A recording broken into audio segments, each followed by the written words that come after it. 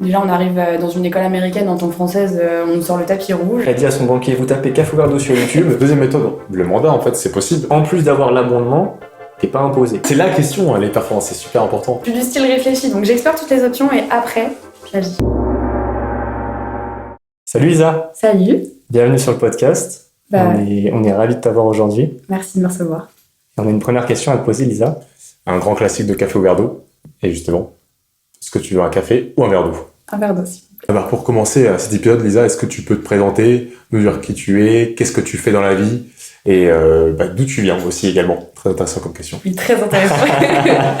Je m'appelle Lisa, j'ai 26 ans. Là, ça fait 5 ans du coup que je vis en région parisienne, mais je viens de Bretagne. J'ai grandi, j'ai passé toute mon enfance en Bretagne. La Bretagne, très important aussi dans mon cœur, c'est très, très important pour moi. Et là, actuellement, du coup, ça fait bientôt 3 ans que je travaille du coup à La Défense en marketing digital. Je suis chargée de marketing digital. Et en fait, mon poste, c'est surtout fluidifier le parcours client. En gros, la gestion quotidienne du site pour faire en sorte que quand vous êtes sur le site, votre parcours utilisateur se passe de la façon la plus fluide possible, qu'il n'y ait pas de petits blocages, de freinage dans votre parcours, que tout soit hyper intuitif, rendre le site beau, accessible, qu'il soit facilement facilement accessible depuis Google.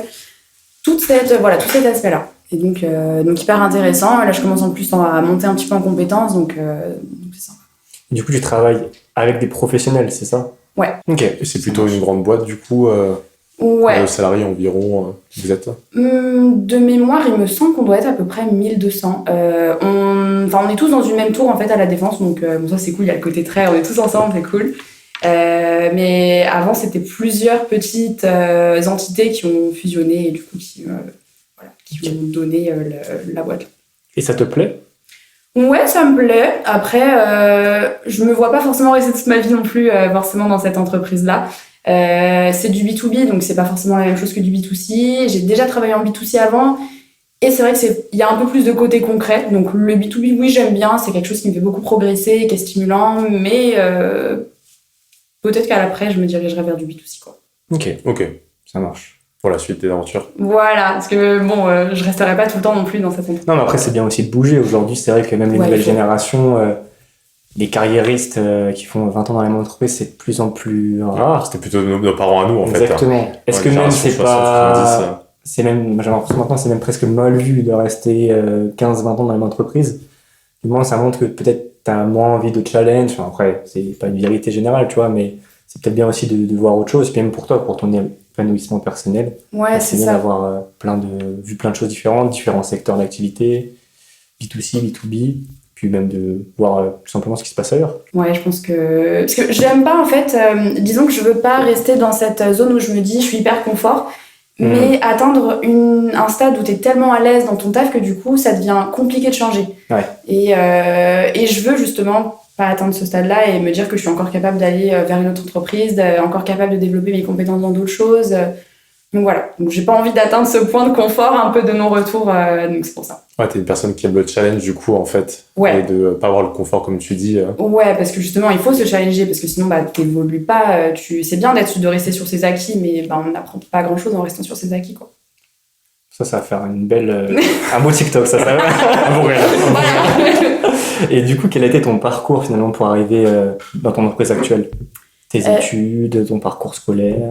À la base, je savais pas forcément que je voulais aller en marketing. J'ai fait déjà en bac S, donc ça me prédestinait pas trop. Okay. Mes parents me voyaient vétérinaire, on n'en est pas là. Ok.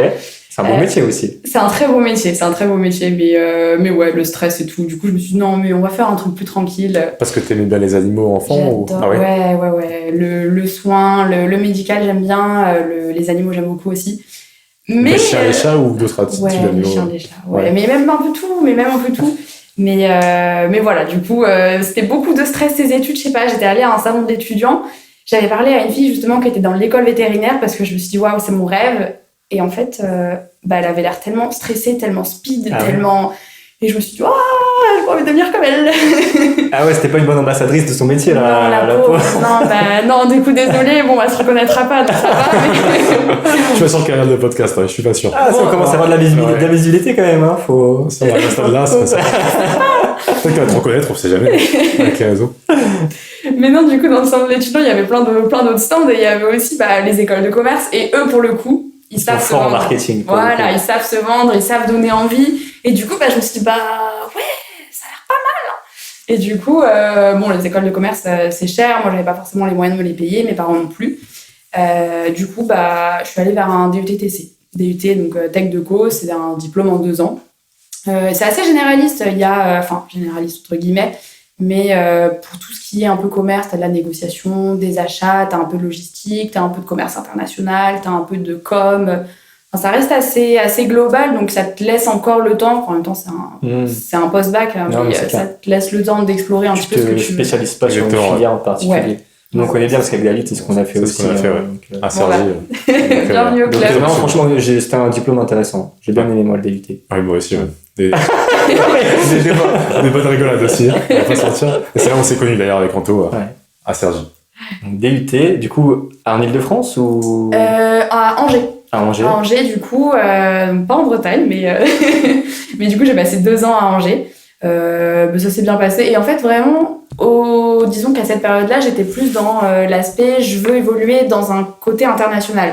Donc du coup, je me suis dit, le marketing, moi on me disait non mais c'est bouché, tu vas pas réussir. C'est vrai qu'on entendait beaucoup ça. C'est bouché comme secteur d'activité, etc. Voilà, c'est ça. Du coup, on va jouer sécurité, on va jouer un peu le côté international. Ça fait rêver. Moi, mes parents sont agriculteurs, donc du coup, c'est pas du tout un milieu que je connais. Ça me faisait un peu rêver. Et donc j'ai poursuivi après avec une licence à Rennes. J'ai fait 1 an licence International Business. Okay. Donc là, pour le coup, tous les cours en anglais, la compta en anglais. Déjà que la compta tout court, c'est toujours une partie de plaisir. Mais alors en anglais... Ah ouais, des bilans, j'imagine, en anglais. Les EBITDA, et j'ai même plus les termes, mais je sais plus ce que ça veut dire, mais je me souviens qu'à chaque fois, j'étais là, mais en mode, il y a le B, le T, le... Pourquoi j'ai pas fait vétérinaire? À ce moment-là, oui. Vraiment. Mais non, j'en suis sortie. Donc non, c'était cool. Et le point positif, c'est que du coup, l'école où j'étais à Rennes avait des partenariats avec des écoles un petit peu partout dans le monde où on pouvait faire des césures ou alors même un semestre à l'étranger. Et ils avaient un partenariat avec des écoles aux États-Unis. Donc du coup, j'ai choisi de faire un DU.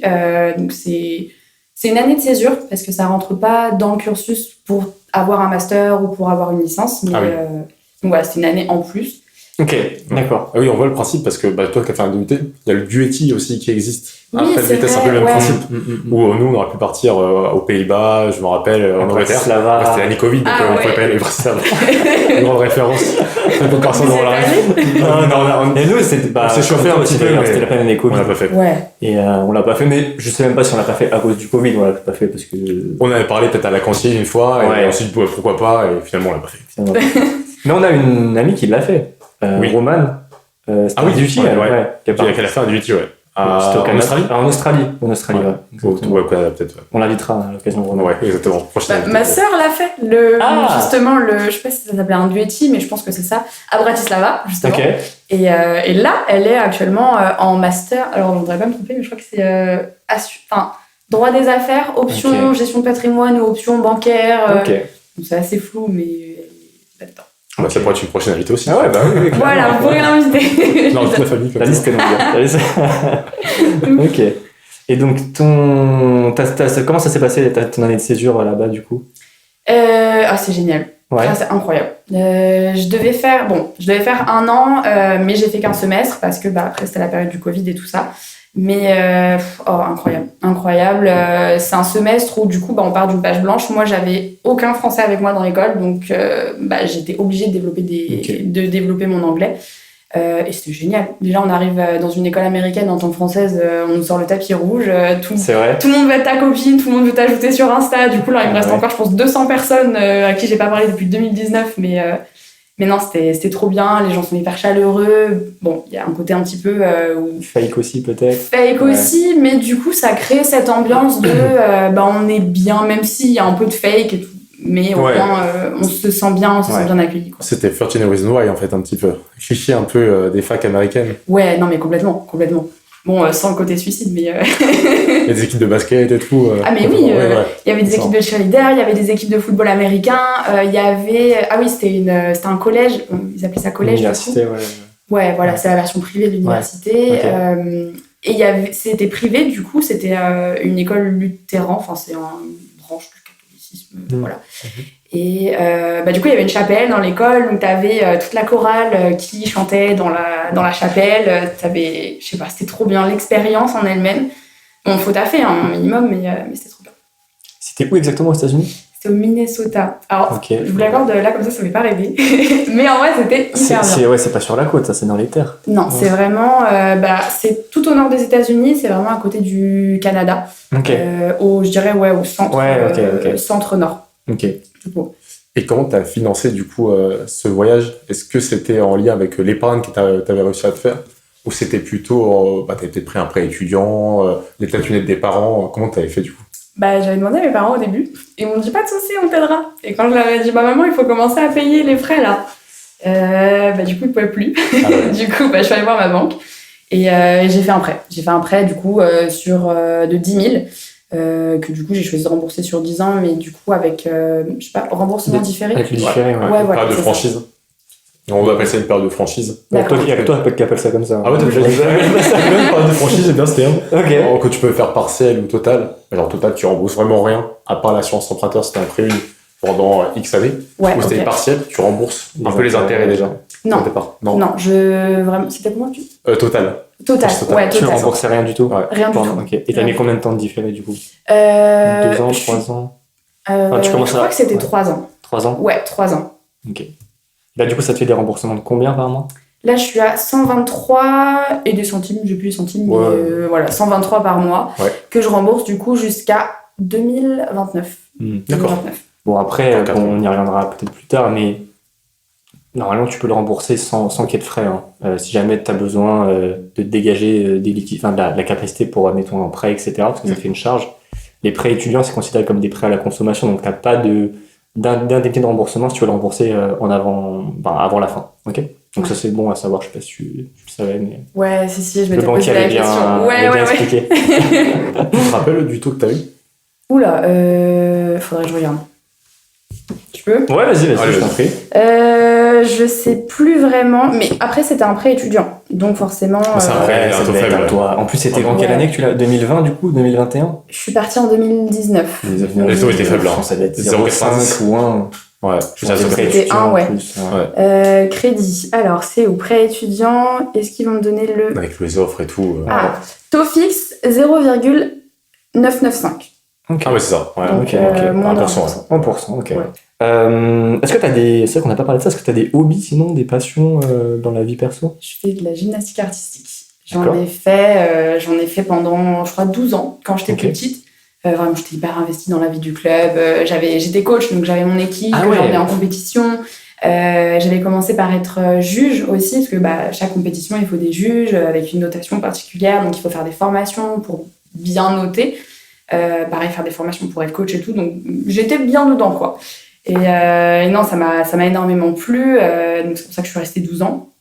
Et j'ai dû arrêter un moment parce que en études supérieures, c'est compliqué. Il faut faire un choix. Entre... Parce que moi, j'étais pas en alternance. Donc, le choix, c'était soit je continue mes loisirs et ça me prend quelques soirs, ou alors... quelques soirs et les week-ends, parce que ça prend en compte les compétitions.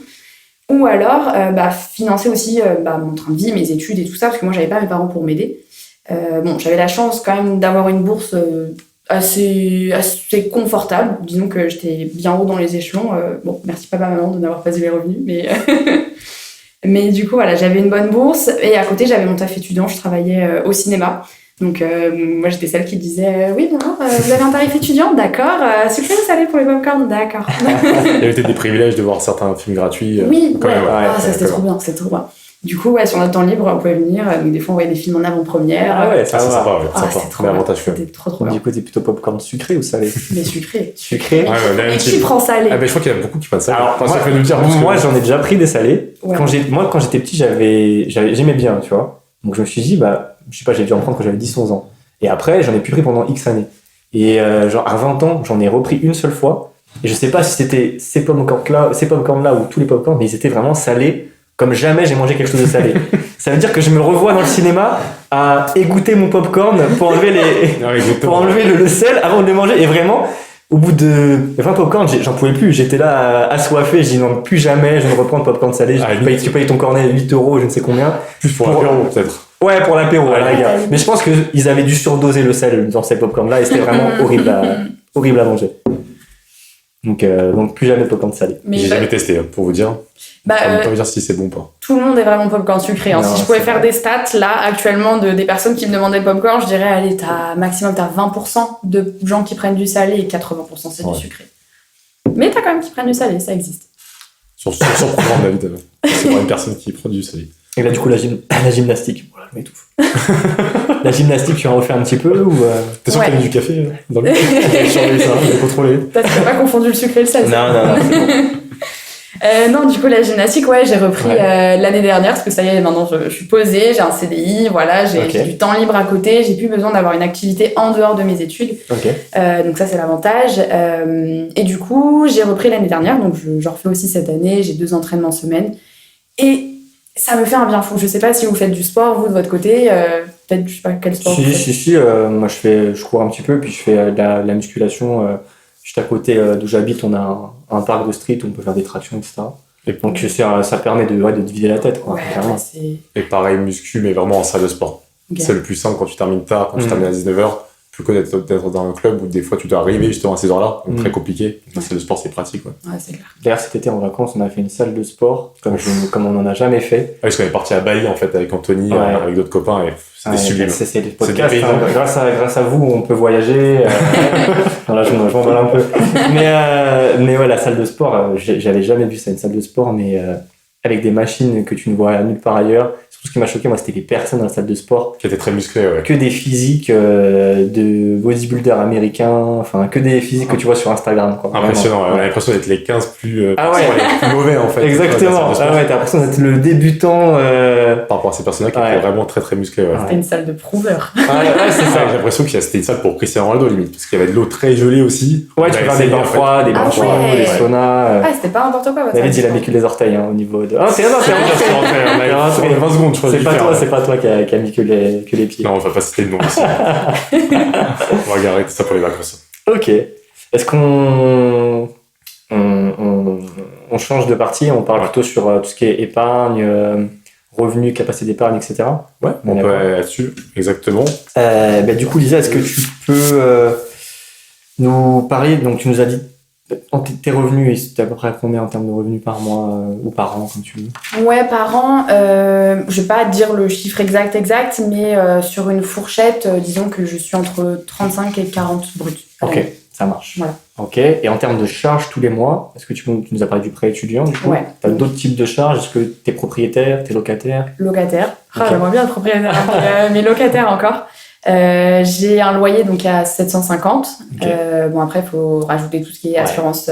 J'ai une voiture, donc assurance voiture, assurance habitation, donc ces choses-là, électricité et compagnie. Donc je pense qu'on peut avoisiner les 840, un truc comme ça. 850, ouais. Ok. Est-ce que tu as pensé, c'est ça qu'on a parlé du job tout à l'heure, est-ce que tu as pensé à parler à une autre passion que tu aurais? D'abord, peut-être un side business, par exemple, je sais pas si tu aimes faire la cuisine, est-ce que tu as pensé à avoir un side business dans la cuisine, par exemple, pour faire des pâtisseries? Oui, à la gym, par exemple. Oui, à la gym, faire des cours, et donc le coach aussi, le coaching. Monétiser ça. Ouais.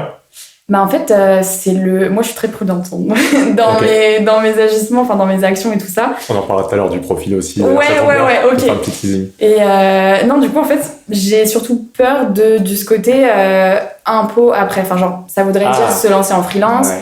Et en fait, je sais pas du tout comment ça fonctionne. Et je me dis, si jamais je me lance, que j'ai un revenu qui est quand même assez faible et qu'au final, donc j'investis beaucoup de temps et que les impôts ils me demandent la même somme que ce que j'ai gagné, je serai pas forcément gagnante. Et c'est vrai que je sais pas trop comment faire une estimation, comment ça fonctionne, tout ça. Du coup, oui, j'y ai pensé, mais pas forcément sur la cuisine ou la gym ou quoi. Mais par rapport au marketing digital, parce que quand on est dans le digital, on a plusieurs compétences, on est assez flexible, on a une connaissance qui est assez vaste quand même, et il y a plein de petits métiers qu'on peut faire à distance, qu'on peut faire en freelance et choses comme ça. Donc oui, je me suis posé la question. Après, en termes de réalisation, en fait, moi, il faudrait qu'on me prenne par la main et qu'on me dise que je fasse comme ça, comme ça, comme ça. Je te conseille telle forme juridique, je te conseille de déclarer de telle façon. Voilà, moi, c'est plus les à côté qui me fait peur. C'est le lancer en soi, c'est pas trop compliqué, entre guillemets, mais c'est plutôt le après. Ce qui vient après, quand une fois par an, on va te demander ta déclaration d'impôt, bah là... C'est vraiment les impôts qui te... Ah, ça me stresse. Enfin, non, j'ai l'impression que c'est, au-delà des impôts, c'est l'administratif. Ouais. L'administratif. C'est la phobie administrative. Phobie, je sais pas, mais en fait... Je pense qu'on l'a tous un petit peu, hein, mais... En fait, moi, il faudrait que je sois accompagnée, tu vois, que quelqu'un me dise oui, c'est le bon chemin, tu peux y aller. C'est ça le problème de l'entrepreneuriat, c'est que t'es tout seul et c'est à toi de te dépatouiller avec l'administratif, la comptabilité, la gestion de ton temps aussi. Ça, c'est pareil, toi, à ton taf, tu sais que tu travailles de 9h à 18h, ok, c'est comme ça. Là, si tu fais ça à ton niveau, quand est-ce que je fais ça? Le soir, le week-end? Et après, il y a quelque chose qu'on n'a pas parlé, parce que dans ton contrat de travail, je sais pas si tu l'as bien relu, est-ce que t'as pas une clause de non-concurrence en fait? En fait, si t'as une clause de style... Pour auto-entrepreneur, je pense pas. Ouais, mais vu que c'est après, digital, si tu viens prendre les clients de ton taf, je suis d'accord, c'est sûr. Non, dans tous les cas, non, ce sera pas les mêmes clients. Après, oui, ce sera dans le même domaine, puisqu'on restera dans le digital. Je suis pas sûre. Enfin, faudrait que je regarde. Faut voir dessus, en fait. Qu'est-ce qu'on les limite? Qu'est-ce que tu peux faire? Faut que les clauses de concurrence, si jamais tu l'atteins, tu peux te faire licencier de ton taf, très clairement. C'est une possibilité. Donc, il faut bien regarder et le relire. Et si c'est possible, ça peut être super intéressant. La remarque, moi je pense à Mathias, c'est un petit peu du marketing qu'il fait. On a un ami qui travaille, qui a son entreprise, il fait de l'UGC, je sais pas si tu connais. Ouais, User Generated Content. Exactement, peut-être qu'on pourra le mettre en relation avec Lisa, je sais pas ce que ça peut donner, mais en tout cas, lui, effectivement, il pourrait peut-être te conseiller sur le statut ou sur comment faire telle démarche, ça peut être intéressant. Ouais, complètement. Après, le statut, ça me paraît évident. Non, le statut, c'est freelance, ça va te parler. Ou en fait, la micro-entreprise classique, tu peux bénéficier de l'ACRE qui permet en fait d'avoir une exonération des cotisations à hauteur de 50%. Et également, en fait, il y a aussi la partie CFE à régler. Et en fait, la première année, tu peux être exonéré. Donc ça, c'est les 2 aides d'État que tu peux avoir quand tu lances ta micro-entreprise la première année. Après, il y a des conditions aussi par rapport à ce que tu gagnes, ce que tu perçois. Mais il y a des grandes chances que tu sois éligible, en fait, pour le coup. Oui, il faut passer un certain plafond de revenus, mais je sais pas, mais ça doit être au moins 50 000 €, mais je pense que c'est plus, même plus. Donc, non, c'est bon. Enfin, moi, alors, si, à la rigueur, c'est peut-être bien de dépasser, parce que c'est-à-dire que ton activité, elle explose, mais bon. Mais ouais, t'as pas mal d'aides, effectivement, pour créer. D'ailleurs, j'ai vu que là, sur sur l'année trimestre, il y avait eu un nombre de créations d'entreprises très importantes, le plus important depuis peut-être plusieurs années. Au final, c'est beaucoup de petites, d'auto-entrepreneurs. Donc, ils nuançaient ça en disant, ok, c'est bien, les gens créent leur boîte, mais est-ce que ça veut pas aussi dire qu'il y a une sorte un peu de précarité de l'emploi et donc peut-être les gens n'arrivent pas à se faire embaucher, donc créer eux-mêmes leur boîte, histoire de trouver d'autres solutions. Donc, voilà, je trouvais ça intéressant. Ok, il y a des créations d'entreprises, mais qu'est-ce que ça veut dire exactement? Ça veut pas spécialement dire que tout le monde veut créer sa boîte parce qu'il a envie de créer sa boîte. Des fois, ça peut être une contrainte plus qu'autre chose. Il y a des records aussi depuis 2019. Enfin, c'est ce que tu dis un petit peu avec le mois de mai. Mais en fait, la plupart se sont cassés la figure. J'ai entendu ça à la radio. Beaucoup de gens ont ouvert des boîtes, notamment le secteur de l'immobilier. Beaucoup d'agents immobiliers, malheureusement, ce qui se passe en ce moment, le secteur se porte pas très bien. Ils ont dû fermer la porte. Parce qu'il y a des gens qui se lancent dans l'immobilier en freelance.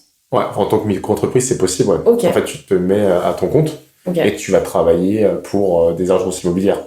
Et tu vas avoir le statut micro-entrepreneur. Tant que tu vas pas dépasser tant de revenus, en fait. Donc là, dans l'idée, ça va être 77 700 € de revenus. Parce que tu vas faire du service. C'est ça. Ça dépend aussi peut-être des secteurs d'activité. Des secteurs d'activité, En fait, pour le coup, tu aurais eu dans ton secteur à toi, c'est un abattement de 34% pour le coup. Parce que ça reste du service. Un abattement, c'est quoi? Ah, un abattement, pardon. Imagine que tu déclares, je sais pas, tu vas déclarer, admettons, 20 000 €. N'importe quoi. En fait, l'État va te donner un abattement de 34% sur les impôts. En fait, tu vas pas payer les impôts directement sur les 20 000 €, tu vas payer les impôts sur 20 000 moins 34%. D'accord. En fait. Et là, ça sera ton montant d'impôt. En fait, c'est pour ça que sur ma fiche d'impôt, dans le montant déclaré, il y a pas, c'est pas je redonne la fourchette, mais 35-40. C'est moins. Non, mais là, c'est l'entrepreneur, là. Ouais, ça n'a rien à voir avec ton salaire. Ça, on pourra en parler aussi. En fait, toi, quand tu mets tes revenus déclarés, tu as un abattement de 10% aussi. Donc, un abattement de 10%, c'est pour tout le monde. C'est parce qu'en fait, l'État estime que tu vas avoir des frais dans tous les jours pour te déplacer, notamment à ton travail, qui vont faire que on octroie 10% en moins. Ça, tu le vois sur ton avis d'impôt, sur la deuxième page, tout en haut, tu as ton salaire. Ton revenu déclaré 2024, du coup, par exemple, pour cette année. Et en dessous, tu as abattement de 10%, et ensuite, tu as ton revenu imposable. Donc en gros, admettons que tu aies déclaré 40 000 ou 35 000 euros en net, tu ne payes pas des impôts sur 35 000, tu payes des impôts sur 35 000 moins 30 500, donc 31 500 euros. On est d'accord. 31 500 ou... Ouais, c'est ça, bravo, c'est ça. Ouais, et du coup, et après c'est pareil, tes 31 500 euros, tu sais, t'as une tranche d'imposition, enfin t'as un taux d'imposition, et t'es pas, admettons, donc là tu trouves la tranche à 30%, t'es pas imposé à 30% sur ces 31 500 euros, ça tu savais? Ouais, ça, c'est progressif, exactement. J'ai plus les paliers en tête, mais en gros, je vais dire une bêtise, mais vous allez me corriger après. Genre, de 0 à 10 000, t'es pas imposable. Ensuite, de 10 000 jusqu'à 20 000, t'es imposable. Enfin, juste cette partie-là, elle est imposable à peut-être 11%. C'est ça, on va changer les montants. Tu vas prendre notre place et puis nous, on se met là. Plus 20 000, c'était 28 000 et quelques. Et chaque année, en fait, c'est revu par rapport à l'inflation. Okay. Donc, il y a eu un grand débat d'ailleurs en 2024 parce que ça faillit ne pas être revu avec le changement de gouvernement. C'était un peu chaud, mais finalement, ils ont réussi au mois de janvier à mettre en fonction de l'inflation. Donc, du coup, chaque année, ça suit l'inflation et on devrait avoir la même chose dans la nouvelle loi de finances qui va sortir bientôt. Dans le nouveau gouvernement. Donc, ça permet en fait de payer un peu moins d'impôts. Ouais. Faut que ton salaire, si ton salaire augmente au même niveau, aussi, ça va au même. Ça va quasiment au même. Mais bon, oui, pourquoi pas. Après, le sujet, c'est aussi, je me rappelle, on avait parlé dans le premier podcast avec Castiel. Est-ce que l'inflation, elle est bien calculée ou pas? Et je sais plus, j'écoutais un podcast hier et qui disait, l'inflation, elle est calculée sur une base que l'État choisit, enfin pas l'État, mais l'INSEE, etc. Mais au final, la personne, elle prenait l'exemple des frais de scolarité pour ses enfants. Pour une école, par exemple une école de commerce, et genre il y a 20 ans c'était 8 000 euros, aujourd'hui c'est 15 000. Oui. Et pour autant, donc là ça fait x2, pour autant l'inflation dans les stats elle a pas fait x2. Mais donc c'est pareil, t'as inflation sur la baguette de pain et inflation sur même par exemple le prix des voitures. Ça a énormément augmenté je trouve. Une Clio il y a 20 ans ça devait être 15 000 euros, aujourd'hui c'est 25 000. Tu vois. Quand tu es en concession acheter directement, donc, surtout si t'as perdu la clé. Alors là, c'est un autre sujet encore. Oula, il y a du vécu. Si t'as perdu la clé. Sacrée période en mois de septembre là. Lisa, quels sont tes projets à court, moyen ou long terme? Qu'est-ce que t'as envie de faire et dans quoi t'aimerais te projeter? À court terme, rien de transcendant. Disons que moi, pour le moment, je suis plus dans une optique de je recueille, je mets de côté, je place. Je recueille, c'est intéressant comme mot ça. Ouais, je recueille. Ah ouais, j'avoue, c'est pas un. Je recueille. C'est un peu les femmes de La Fontaine, je trouve. C'est en Bretagne, il y a des choses qu'on peut faire. C'est très agriculteur, tu vois. C'est très province. On est dans le milieu. Plus de champs en fait. Non, ouais, je collecte. Voilà, c'est très bon de collecter pour le coup là. Je fais la cueillette. Ouais, mes collègues, ça fait très seigneur, genre je vais collecter chez les petits paysans. Ça fait très la folie des grandeurs. La folie des grandeurs, ouais. C'est ça. De l'or, mon seigneur. Qu'est-ce que tu veux recueillir? Là, pour l'instant, j'ai quelques livrets, donc j'espère qu'ils vont grossir un petit peu. J'aimerais bien faire des petits placements, mais bon, j'ai un profil assez... on y va tranquillement. Et tout ce qui est achat d'une résidence principale, ça j'aimerais. Mais c'est pas pour tout de suite parce que je suis allée voir mon banquier en mai, donc c'était il y a 4-5 mois. Il m'a dit madame, soyez pas trop ambitieuse. En gros, il m'a dit que je pouvais ma capacité d'emprunt elle était sur le prix total d'une maison d'un appartement que je pouvais viser, ce serait au maximum 150 000. Du coup, je me suis dit bon. Avec quel montant d'apport il t'a dit?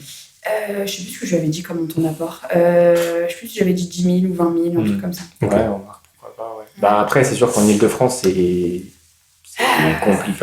Ça dépend quel coin. Ça dépend où, Romain, ça dépend. Mais c'est sûr. Après, ça dépend de l'apport que tu as dit aussi. Et les taux, ça dépend de la surface. On peut en parler, mais c'est vrai que les taux sont élevés, toujours par rapport aux années 2020.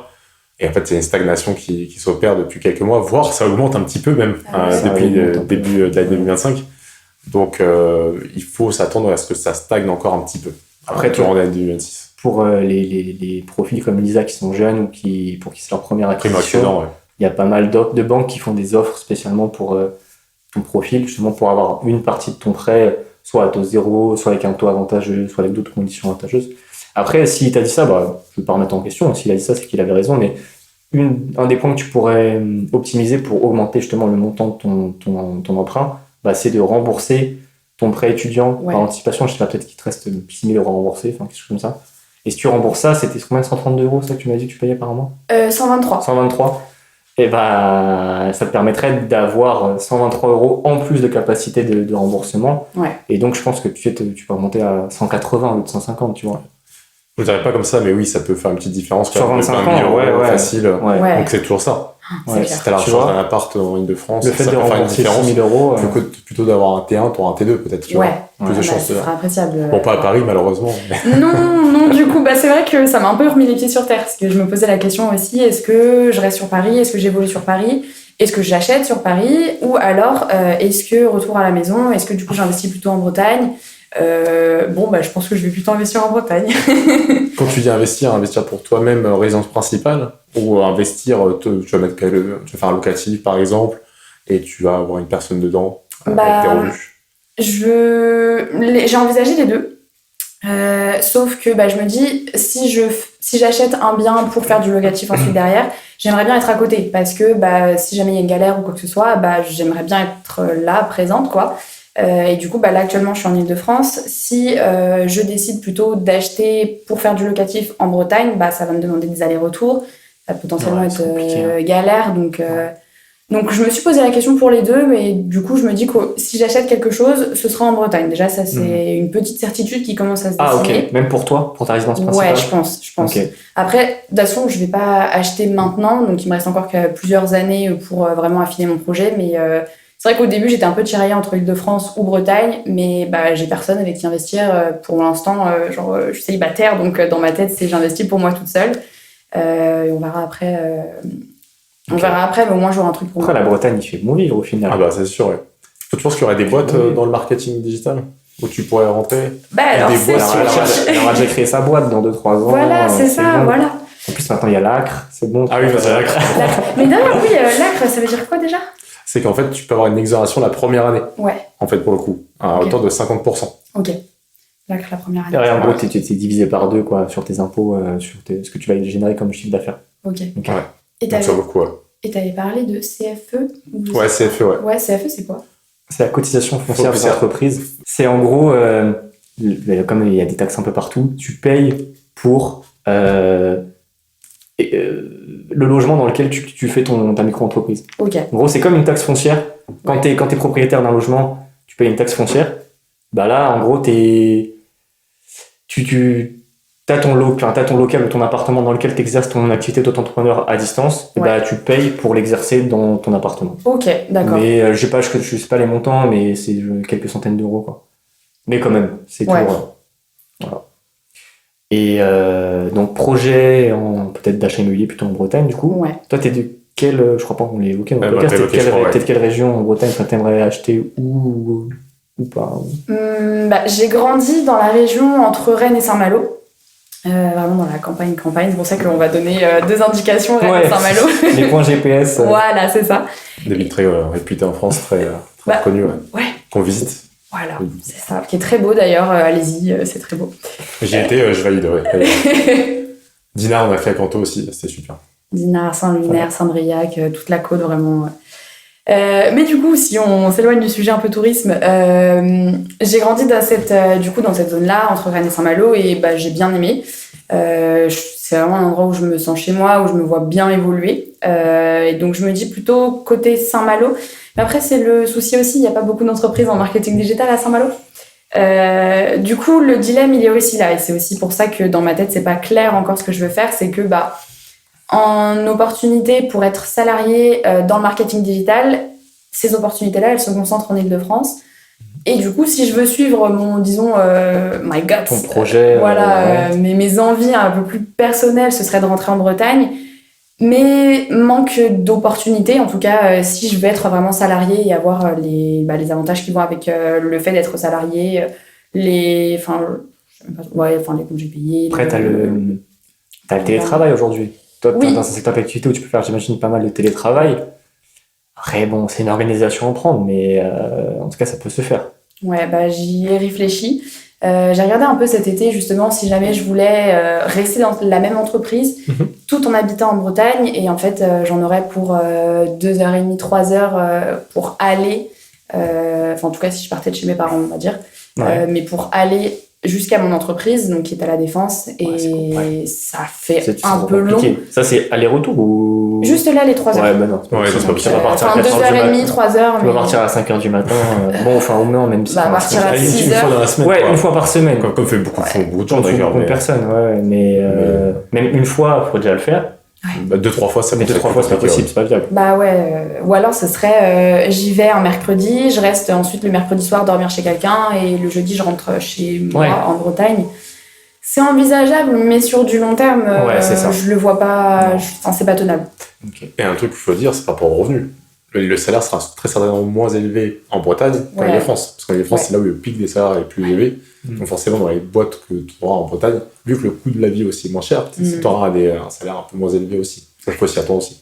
Ouais. Mais au final, après, en termes de pouvoir d'achat, je suis même pas sûr que... Non, t'es peut-être gagnant. Je sais pas. Tu peux être gagnant. Je sais pas. Mais je pense que c'est quasiment kiff-kiff. Voire peut-être que t'es gagnant. Ouais. Parce que ne serait-ce que le logement en Ile-de-France, que tu sois locataire ou propriétaire, d'ailleurs, t'as vite tes loyers à 800-900 euros. Donc tu vas me dire maintenant en province aussi.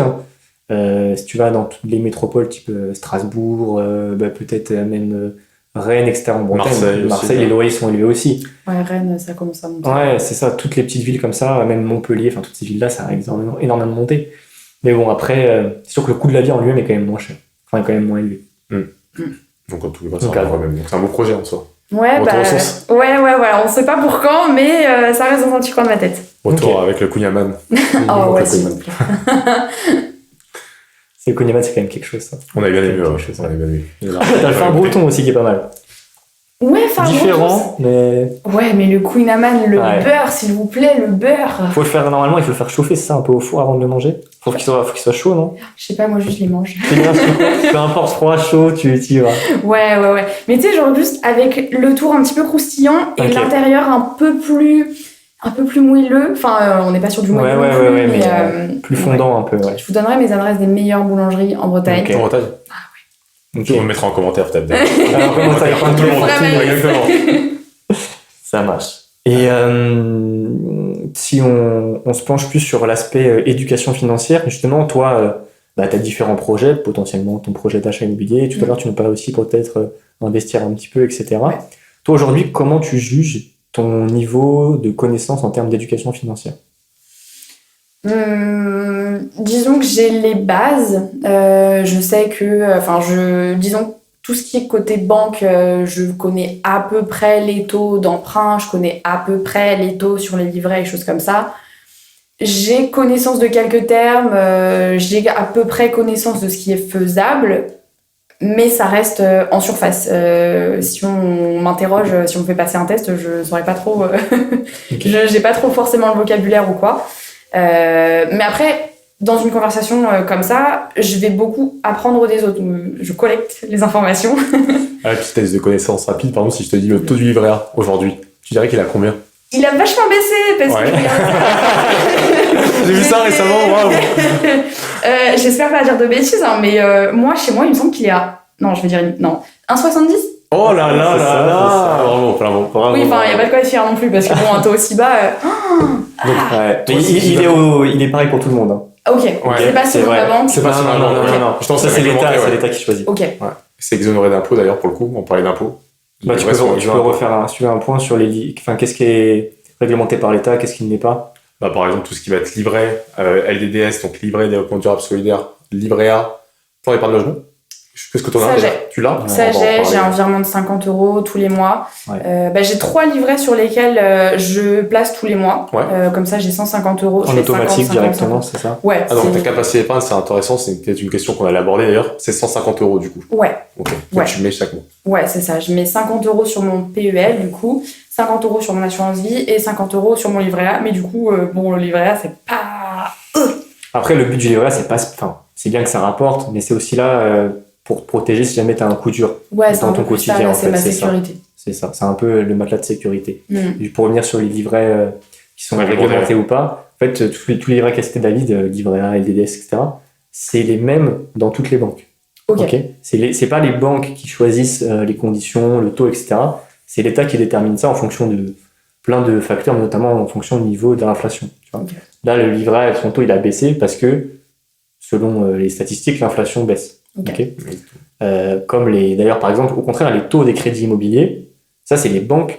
Alors, les banques, elles sont capées, elles ont des limites à pas dépasser, mais c'est elles qui choisissent les taux qu'elles veulent faire. Ouais, okay. Sur, par exemple, ton assurance vie, c'est pas l'État qui... Alors, l'État fixe les règles de l'assurance vie, mais dans ton assurance vie, ce que tu as, c'est pas l'État qui le fixe, c'est ta banque. Ouais. Okay. Enfin, c'est ta banque en fonction des performances, etc. Mais ça, c'est pas l'État qui fixe ça. D'activité économique aussi, financière, bien sûr. Même sur la régulation du fonds d'euros. Très souvent, tu vas voir que c'est la même, quasiment. Ouais, mais en même temps, c'est pas réglementé. Et c'est pas réglementé, non. C'est pas réglementé. C'est lié à des activités, bien sûr, économiques et financières, mais c'est pas réglementé. Mais dans certaines banques, tu as ce qu'on appelle... l'attribution préférentielle. Une participation préférentielle, exactement, ouais. Un boost du fonds euro, bon. Et on va t'expliquer, Lisa. Ouais, parce que là, je suis là. Parce que d'ailleurs, comment est allouée ton assurance vie? Parce que tu serais à dire, alors pas forcément le nom des fonds, parce que bien sûr, il y a des fonds sur l'assurance vie, mais quelle est la part de fonds prudents, fonds dynamiques que tu as? Je crois que j'ai regardé, je vous ai mis ça quelque part, mais je ne sais plus. Non, c'est pas ici. Si, c'est là. Si vous l'avez. Ouais. Ok, bah voilà, c'est ça. Il te fait des questions pièges alors qu'il a la réponse. Ça fait exprès, ouais. Non, en gros, je sais pas. Je crois que on m'avait demandé un niveau de risque et j'avais dû dire un truc genre moyen. Genre, je veux pas du 1 parce que ça sert un peu à rien, genre c'est pas... Plutôt équilibré en fait. Ouais, équilibré. Tu check ton profil plutôt équilibré parce que, en gros, pour faire la bref, t'as 5 types de profils. Et le plus important, c'est que tu te connaisses toi-même, en fait. Socrate, il a dit, et c'est vrai qu'Anto, il sait, j'adore cette phrase, mais t'as parlé de connaissance, et c'est très important si tu saches ton niveau de connaissance pour savoir comment tu peux investir sur les marchés financiers, mais aussi que tu saches ton profil. Et en fait, le profil est lié aussi à la vie de tous les jours. Parce que c'est quelqu'un de prudent dans la vie de tous les jours. Et aussi, côté financier, en fait, c'est très important que ton banquier, ou du moins la personne avec qui tu investis, te pose ce genre de questions. Te pose des questions pour déterminer ton profil. C'est super important. Et autre question que je trouve importante de plus en plus en taux, c'est aussi la question de l'environnement. Si tu veux prendre en compte en fait l'environnement dans tes décisions d'investissement. Et il y a de plus en plus de personnes, très souvent les jeunes d'ailleurs, qui veulent vraiment avoir des fonds divers, des fonds avec des thématiques d'écologie, sociale et de gouvernance, et ESG, dans leurs investissements. Donc je sais pas si c'est mon cas d'ailleurs. Pas spécialement. Je sais pas. Si, parce que je crois que si, ça intègre des fonds, enfin, ça intègre thématique ESG, parce que je regarde les fonds que tu as, t'as du fonds euro. Du coup, le fonds euro, c'est ce qu'on parlait tout à l'heure avec David, c'est le support 99% sécurisé. En gros, c'est garanti par ta banque. Le fait qui pourrait faire que tu perds cet argent-là, c'est si ta banque a fait faillite. En gros. Grosso modo, c'est à peu près ça. Je vulgarise, mais c'est à peu près ça. Et encore, on peut contredire ça dans le sens où, en fait, il y a une garantie par ton assureur qui est de 70 000 € tout de même. D'accord. Alors ça, c'est 70 000 € pour les assurances vie, et par assureur d'ailleurs aussi, tandis que aussi, tu as d'autres garanties qui sont sur tes comptes de dépôt et livrets d'épargne qui sont mélangés ensemble, où là, on est plutôt à 100 000 €. Ok. Par contre aussi. C'est vrai. Le fait qu'il y a des par personnes... banque. Et par banque. Par banque. Par banque plutôt. Par établissement bancaire. Ouais. Il y a des personnes, des fois, qui ont des comptes un peu partout pour diversifier en cas où s'il y a une crise financière en France. Mais les comptes assurance vie, c'est possible d'avoir une assurance vie dans plusieurs banques? Oui, c'est possible, Il y a des solutions qu'on peut pas avoir dans plusieurs banques. Par exemple, pour le citer, le plan d'épargne action. Tu es obligé de l'avoir dans un seul établissement. Ouais, ça je l'avais lu, Le plan d'épargne logement, c'est pareil. Les livrets d'épargne, d'ailleurs, c'est pareil, un livret A classique. Mais il y a des solutions comme le PER aussi, assurance vie, que tu peux avoir dans plusieurs établissements différents. C'est vrai. C'est vrai. Mais bon, non, mais ça peut être intéressant d'en avoir plusieurs, parce que chaque banque peut avoir différents modes de gestion, différents fonds, etc. Après, toi, à ton niveau, je pense pas que ce soit pertinent d'ouvrir une autre assurance vie ailleurs. Sachant que ton assurance vie, tu l'as ouvert depuis quand? Ça doit faire 1 an ou 2. Enfin, vraiment, c'est récent. C'est assez récent. C'est juste que là, on va pas dire non plus j'ai rempli tous mes livrets, ce serait faux, mais disons que j'ai rempli mon LEP. J'ai ouvert un LEP quand j'étais encore en études, du coup, parce que le taux était hyper intéressant. Tu as peut-être pu l'avoir encore pour très longtemps. Mais d'ailleurs, je comprends pas pourquoi je l'ai encore. Peut-être que t'es une fraudeuse déjà. Non, parce que c'est sur tes revenus N-2, donc c'est sur tes revenus 2023, du coup, c'est ça? Donc en 2023, peut-être t'étais encore justement, en études, ou t'as peut-être moins de revenus que maintenant. J'étais embauchée en 2022, donc 2023. Mon banquier m'a demandé ma fiche d'imposition il y a quelques mois et je l'ai envoyée. Tant qu'on ne dit rien, tu le laisses. C'est passé. Là, je pense que j'ai dû vérifier il y a 1 mois ou 2, il était toujours là. Donc, Mais parce que ça se fait automatiquement par les banques. T'inquiète pas, ça va t'arriver sur le compte de dépôt à un moment donné. Il y a plusieurs personnes effectivement qui ont encore des livrets d'épargne populaire d'ouvert. Même techniquement, ils ont plus le droit de les avoir, mais bon, tant qu'on ne dit rien, autant le garder. On va pas te mettre en prison pour ça. C'est pas... Ils viendront pas. Non. Ok, ça va. Non, rassure-toi. Il y a même des personnes, des fois, il y a des bugs, ils ont 2 livrets A, un dans chaque banque. Ça peut arriver, c'est rare, mais ça peut arriver. Et voilà, c'est pas... Il y a pire, rassure-toi, il y a pire. À l'époque, je l'avais ouvert surtout parce que je me rappelle que j'avais fait un rendez-vous avec ma banquière. Franchement, ma seule référence de sûreté à l'époque, il n'y avait pas de ChatGPT, c'était ma banquière. Du coup, j'appelle et je lui avais dit qu'est-ce que je peux faire avec mon argent, j'ai un peu d'argent disponible. Elle m'a dit là, vous êtes encore étudiante, donc vous êtes éligible à ouvrir un LEP, surtout que les taux sont super intéressants. C'est un bon conseil. À l'époque, je crois qu'ils étaient. 6 peut-être. Ouais, 4 ou 6. 5-6 à l'époque où j'ai ouvert, 5-6 et c'est monté à 6,1. Exactement, c'est 6,1. C'était le plus haut. Toi, tu l'avais, ça m'énervait d'ailleurs. Ouais, j'étais alternant et j'étais. Et en plus, ils ont augmenté le plafond. Parce qu'en 2022, ça devait être, ou 2023, c'était 7007 ou 7000, et après, c'est passé à 10 000. Dès que c'est passé à 10 000, j'étais là, j'ai allé, 3 000. Donc là, pour le coup, c'est vachement bien parce que t'as pas d'impôt dessus et c'est totalement sécurisé. C'est top. Donc là, c'est ce qui est très correct. Ouais. Les marchés financiers, déjà, quand t'as 6% par an, c'est correct. Et là, 6% sans risque. Et là, sans risque en plus. Après, bon, le plafond, là, peut être bas pour certaines personnes, peut être considéré comme bas. De toute façon, quand t'es éligible au LEP, généralement, t'as pas 200 000 euros d'épargne. Les plus faibles de France, généralement, on dit que c'est à peu près 15-18 millions de foyers qui sont éligibles au LEP, mais il n'y a pas tout le monde qui l'ouvre, malheureusement. C'est dommage parce que c'est quelque chose de assez sécurisant et par rapport aux autres livrets, c'est quelque chose qui rapporte alors que tu fais rien, quoi. Ouais, très clairement. Tout le monde ne le sait pas. Je crois que maintenant l'État envoie des mails automatiques pour te dire que tu es éligible au LEP. Ah ouais? Oui. J'ai entendu parler de ça, ouais. Mais après. Il y a des clients qui m'ont contacté et tout pour me dire je suis éligible au LEP, ça arrive. Ok, trop bien. Et après, c'est vrai qu'on a parlé du LEP. Toi, quel est le montant que tu as en épargne de point de vue global et quelle est la différence que tu as fait entre les livrets réglementés et l'assurance vie? Je sais même plus combien j'ai sur mon assurance vie, c'est une bonne question. En tout, je pense que je dois avoir entre 35 et 40 000. En tout. Parce que du coup, j'ai mes livrets, typiquement les livrets A, livrets PEL. Je sais pas si c'est un livret d'ailleurs, mais PEL. Le LDDS. Ouais, c'est ça. LDDS, le CEL, le LEP. Je sais plus à combien je suis, mais bref, moi, de toute façon. Si je veux du livret, Si je peux ouvrir, mais parce que moi j'ai un profil. Après, ce qu'il faut dire, c'est que tous ces livrets-là, c'est gratuit. Hein. Donc, t'as pas de frais, t'as rien du tout. Tu peux juste avoir des impôts, mais les impôts, c'est sur les gains que tu vas avoir, c'est pas sur l'argent que tu places. Donc, même si t'as 10 livrets, c'est pas grave. C'est ça. Il faut juste organiser. Mais c'est ça, en fait, à quoi ils servent en fait, chaque livret pour toi, en fait, pour le coup. Est-ce qu'à côté de tirelire, est-ce que, par exemple, le CEL, pourquoi un CEL? Bonne question. Je pense que ma banquière m'avait dit à l'époque ce serait bien que t'en ouvres un. Le banquier devait être objectivé sur le CEL à l'époque, c'est un peu ça à la fois. Je sais pas, parce que je crois que je mets rien dessus sur le CEL. Bon, le CEL, c'est un peu le vilain petit canard, là, il sert pas à grand chose. Le PEL, tu l'as ouvert en quelle année? Le PEL, 2020 peut-être? 2020? Ouais, 2021, je sais pas. 2021. Je recherchais, du coup, c'était quelle version? Je savais que c'était 1% aussi, c'était 1%. J'avais ouvert en 2017, le mien, c'était 1%. Donc, je crois qu'on était encore à 1%. Aussi. Et je dirais que 2021-2022, c'est là où ça a augmenté un petit peu. Et à un moment donné, c'était passé à 2,25. Peut-être 2,50 aussi. Non, 2,25. Sinon, je l'aurais ouvert à 2,50. Mais là, moi, j'ai 2,25. Je l'avais à 1, je l'ai clôturé à 2,25. Enfin, je l'ai clôturé à 1 et je l'ai ouvert à 2,25. Et là, aujourd'hui, c'est 1,75. En fait, ce qui est bien avec APL, c'est que ça force à épargner. C'est surtout ça, en fait, l'avantage premier. Bien sûr, au bout de 4 ans, tu peux avoir, en fait, l'avantage du taux. Et encore, faut voir par rapport au taux qu'il y a présent, en fait, sur le marché. Mais ça force à épargner pour certains profils, je trouve ça bien. Donc, ça force à avoir un effort d'épargne tous les mois, quoi. C'est ça. Et ma banquière, je crois qu'elle m'avait dit, encore une fois, merci ma banquière, mais elle m'avait dit que c'est ça, si tu commences plutôt si tu ouvres ton PEL, du coup, plus tard, quand tu voudras accéder, donc quand tu seras primo-accédant, corrigez-moi si j'ai tort, mais je crois c'est ça. Quand tu voudras acheter ta première résidence principale, du coup, tu auras un taux plus avantageux, mais du coup, il faut que tu aies un certain montant, je crois, sur le PEL. En fait, en taux, c'est vrai ce que tu dis, au bout de 4 ans. Mais le truc, c'est que faut cumuler un nombre d'intérêts et un nombre. Je sais, t'as combien sur le PEL, tu sais à peu près? Je peux regarder? Ouais. Okay. Pour revenir sur ce PEL, donc il faut un nombre d'intérêts important, en fait, pour le coup, pour qu'il y ait un prêt intéressant, puisque ce prêt peut aller jusqu'à 92 000 € sur une durée de 15 ans. Ok.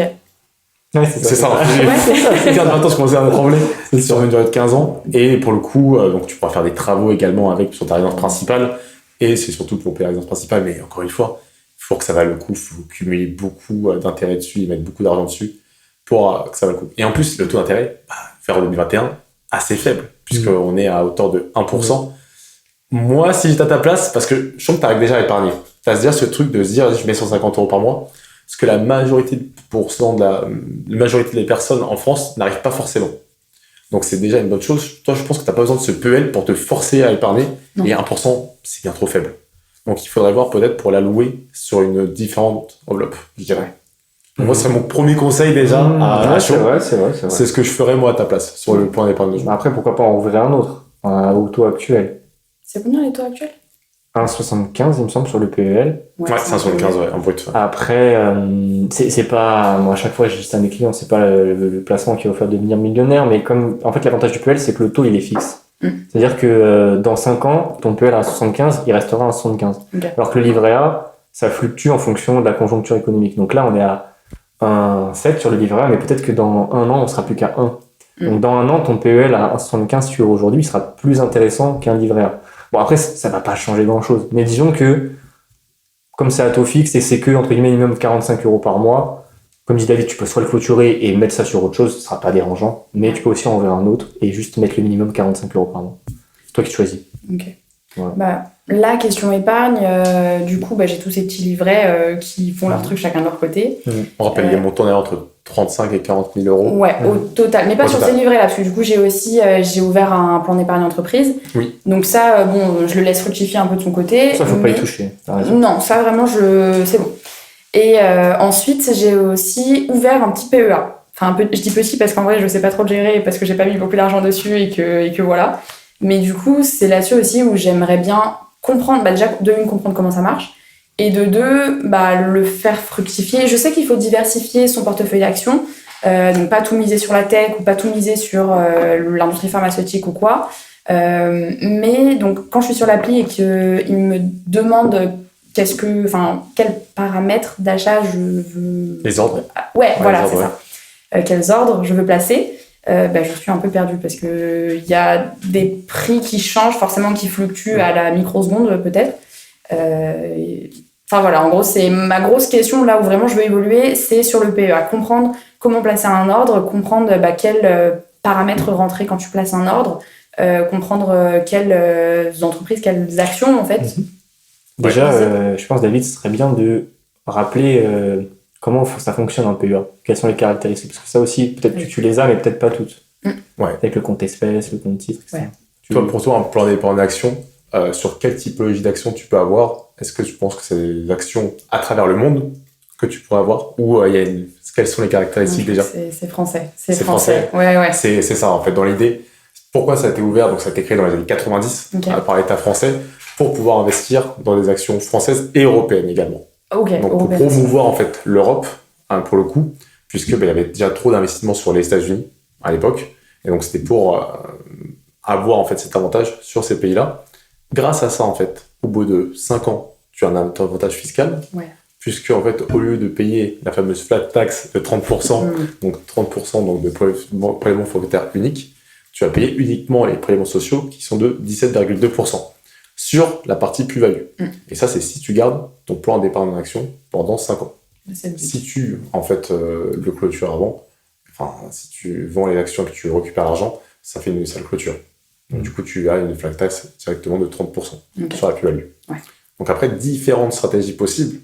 Bien sûr, tu peux prendre des actions françaises. Juste avant les stratégies, tu peux rappeler le fonctionnement avec le compte espèce et le compte type PEA. Tu sais, ça fonctionne à deux têtes un peu. Bien sûr. En fait, déjà, tu as c'est pas toujours clair pour tout le monde. C'est vrai. Tu as ton compte de dépôt classique. Tout compte bancaire. Ton compte bancaire. Tu vas avoir un compte de dépôt pour ton plan d'épargne action. Donc, comment tu vas bien l'alimenter ? Tu vas devoir faire des virements de ton compte de dépôt à ton compte espèce PEA. Donc là, en fait, tu vas avoir un numéro de compte pour son plan d'épargne action du compte espèce. Et grâce à ce compte espèce, tu vas pouvoir justement acheter des titres, acheter des actions via ce plan d'épargne action, justement. C'est grâce à ça. Donc, en fait, tu es obligé de passer par là. Ouais. Parce que sinon, en fait, si tu fais pas ça, c'est comme si tu investissais directement via un compte titre. Et là, c'est encore autre chose. Là, tu peux acheter des actions, pour le coup, américaines, mais tu seras imposé à la flat tax de 30%. Donc, c'est pas une bonne stratégie en soi. Ouais, exactement. Et quand tu vends tes actions admettons, donc t'as acheté, je sais pas, 10 actions Orange, tu vends tes actions Orange, et ben l'argent, donc admettons, tu vends ça tout pour 200 euros, tes 200 euros, ils sont pas transférés sur ton compte bancaire, ils sont transférés sur ton compte espèce PEA, donc le compte en euros du PEA. Ouais. Et en fait, là, tu payes pas d'impôts. Tu payes des impôts à partir du moment où tu retires de l'argent de ce compte espèce PEA vers ton compte bancaire. D'accord. Ok. Donc, c'est pour ça que pendant ces 5 ans et même après, tu peux faire des achats, des ventes, etc. Tant que tu retires pas de l'argent de ton PEA, tant que tu retires pas des euros, tu payes aucun impôt. Ok, d'accord. Ah ouais, ok, j'avais pas la nuance. Ouais. Okay. Mais ouais, je savais qu'il y avait 2 comptes, parce qu'il y a dans mon imaginaire, j'appelle ça la petite tirelire PEA. Non, c'est ça. Et ensuite, ouais, je le place, parce que du coup, j'avais mis, on commence doucement, encore une fois, vous avez un profil prudent. Je crois que j'avais mis 75 € dans ma tirelire PEA, et du coup, j'ai acheté une action. Bon, c'est ma première. Mais du coup, ouais, je l'ai acheté à, je pense, 30 ou 40, je sais plus. Mais ouais, du coup, il me reste de l'argent dans ce compte espèce, PEA. Okay. Et tu crées des euros sur le PEA, ces euros, tu peux les investir. Ouais. Et après, pour les investir, faut que tu ailles soit sur ton appli bancaire, soit sur l'espace en ligne sur Internet. Et il faut que tu choisisses soit une entreprise, soit un fonds, soit par exemple, les fonds que tu as sur ton assurance vie, je sais pas s'ils sont éligibles au PEA, mais sur certains, tu peux à la fois les avoir sur l'assurance vie, à la fois sur le PEA.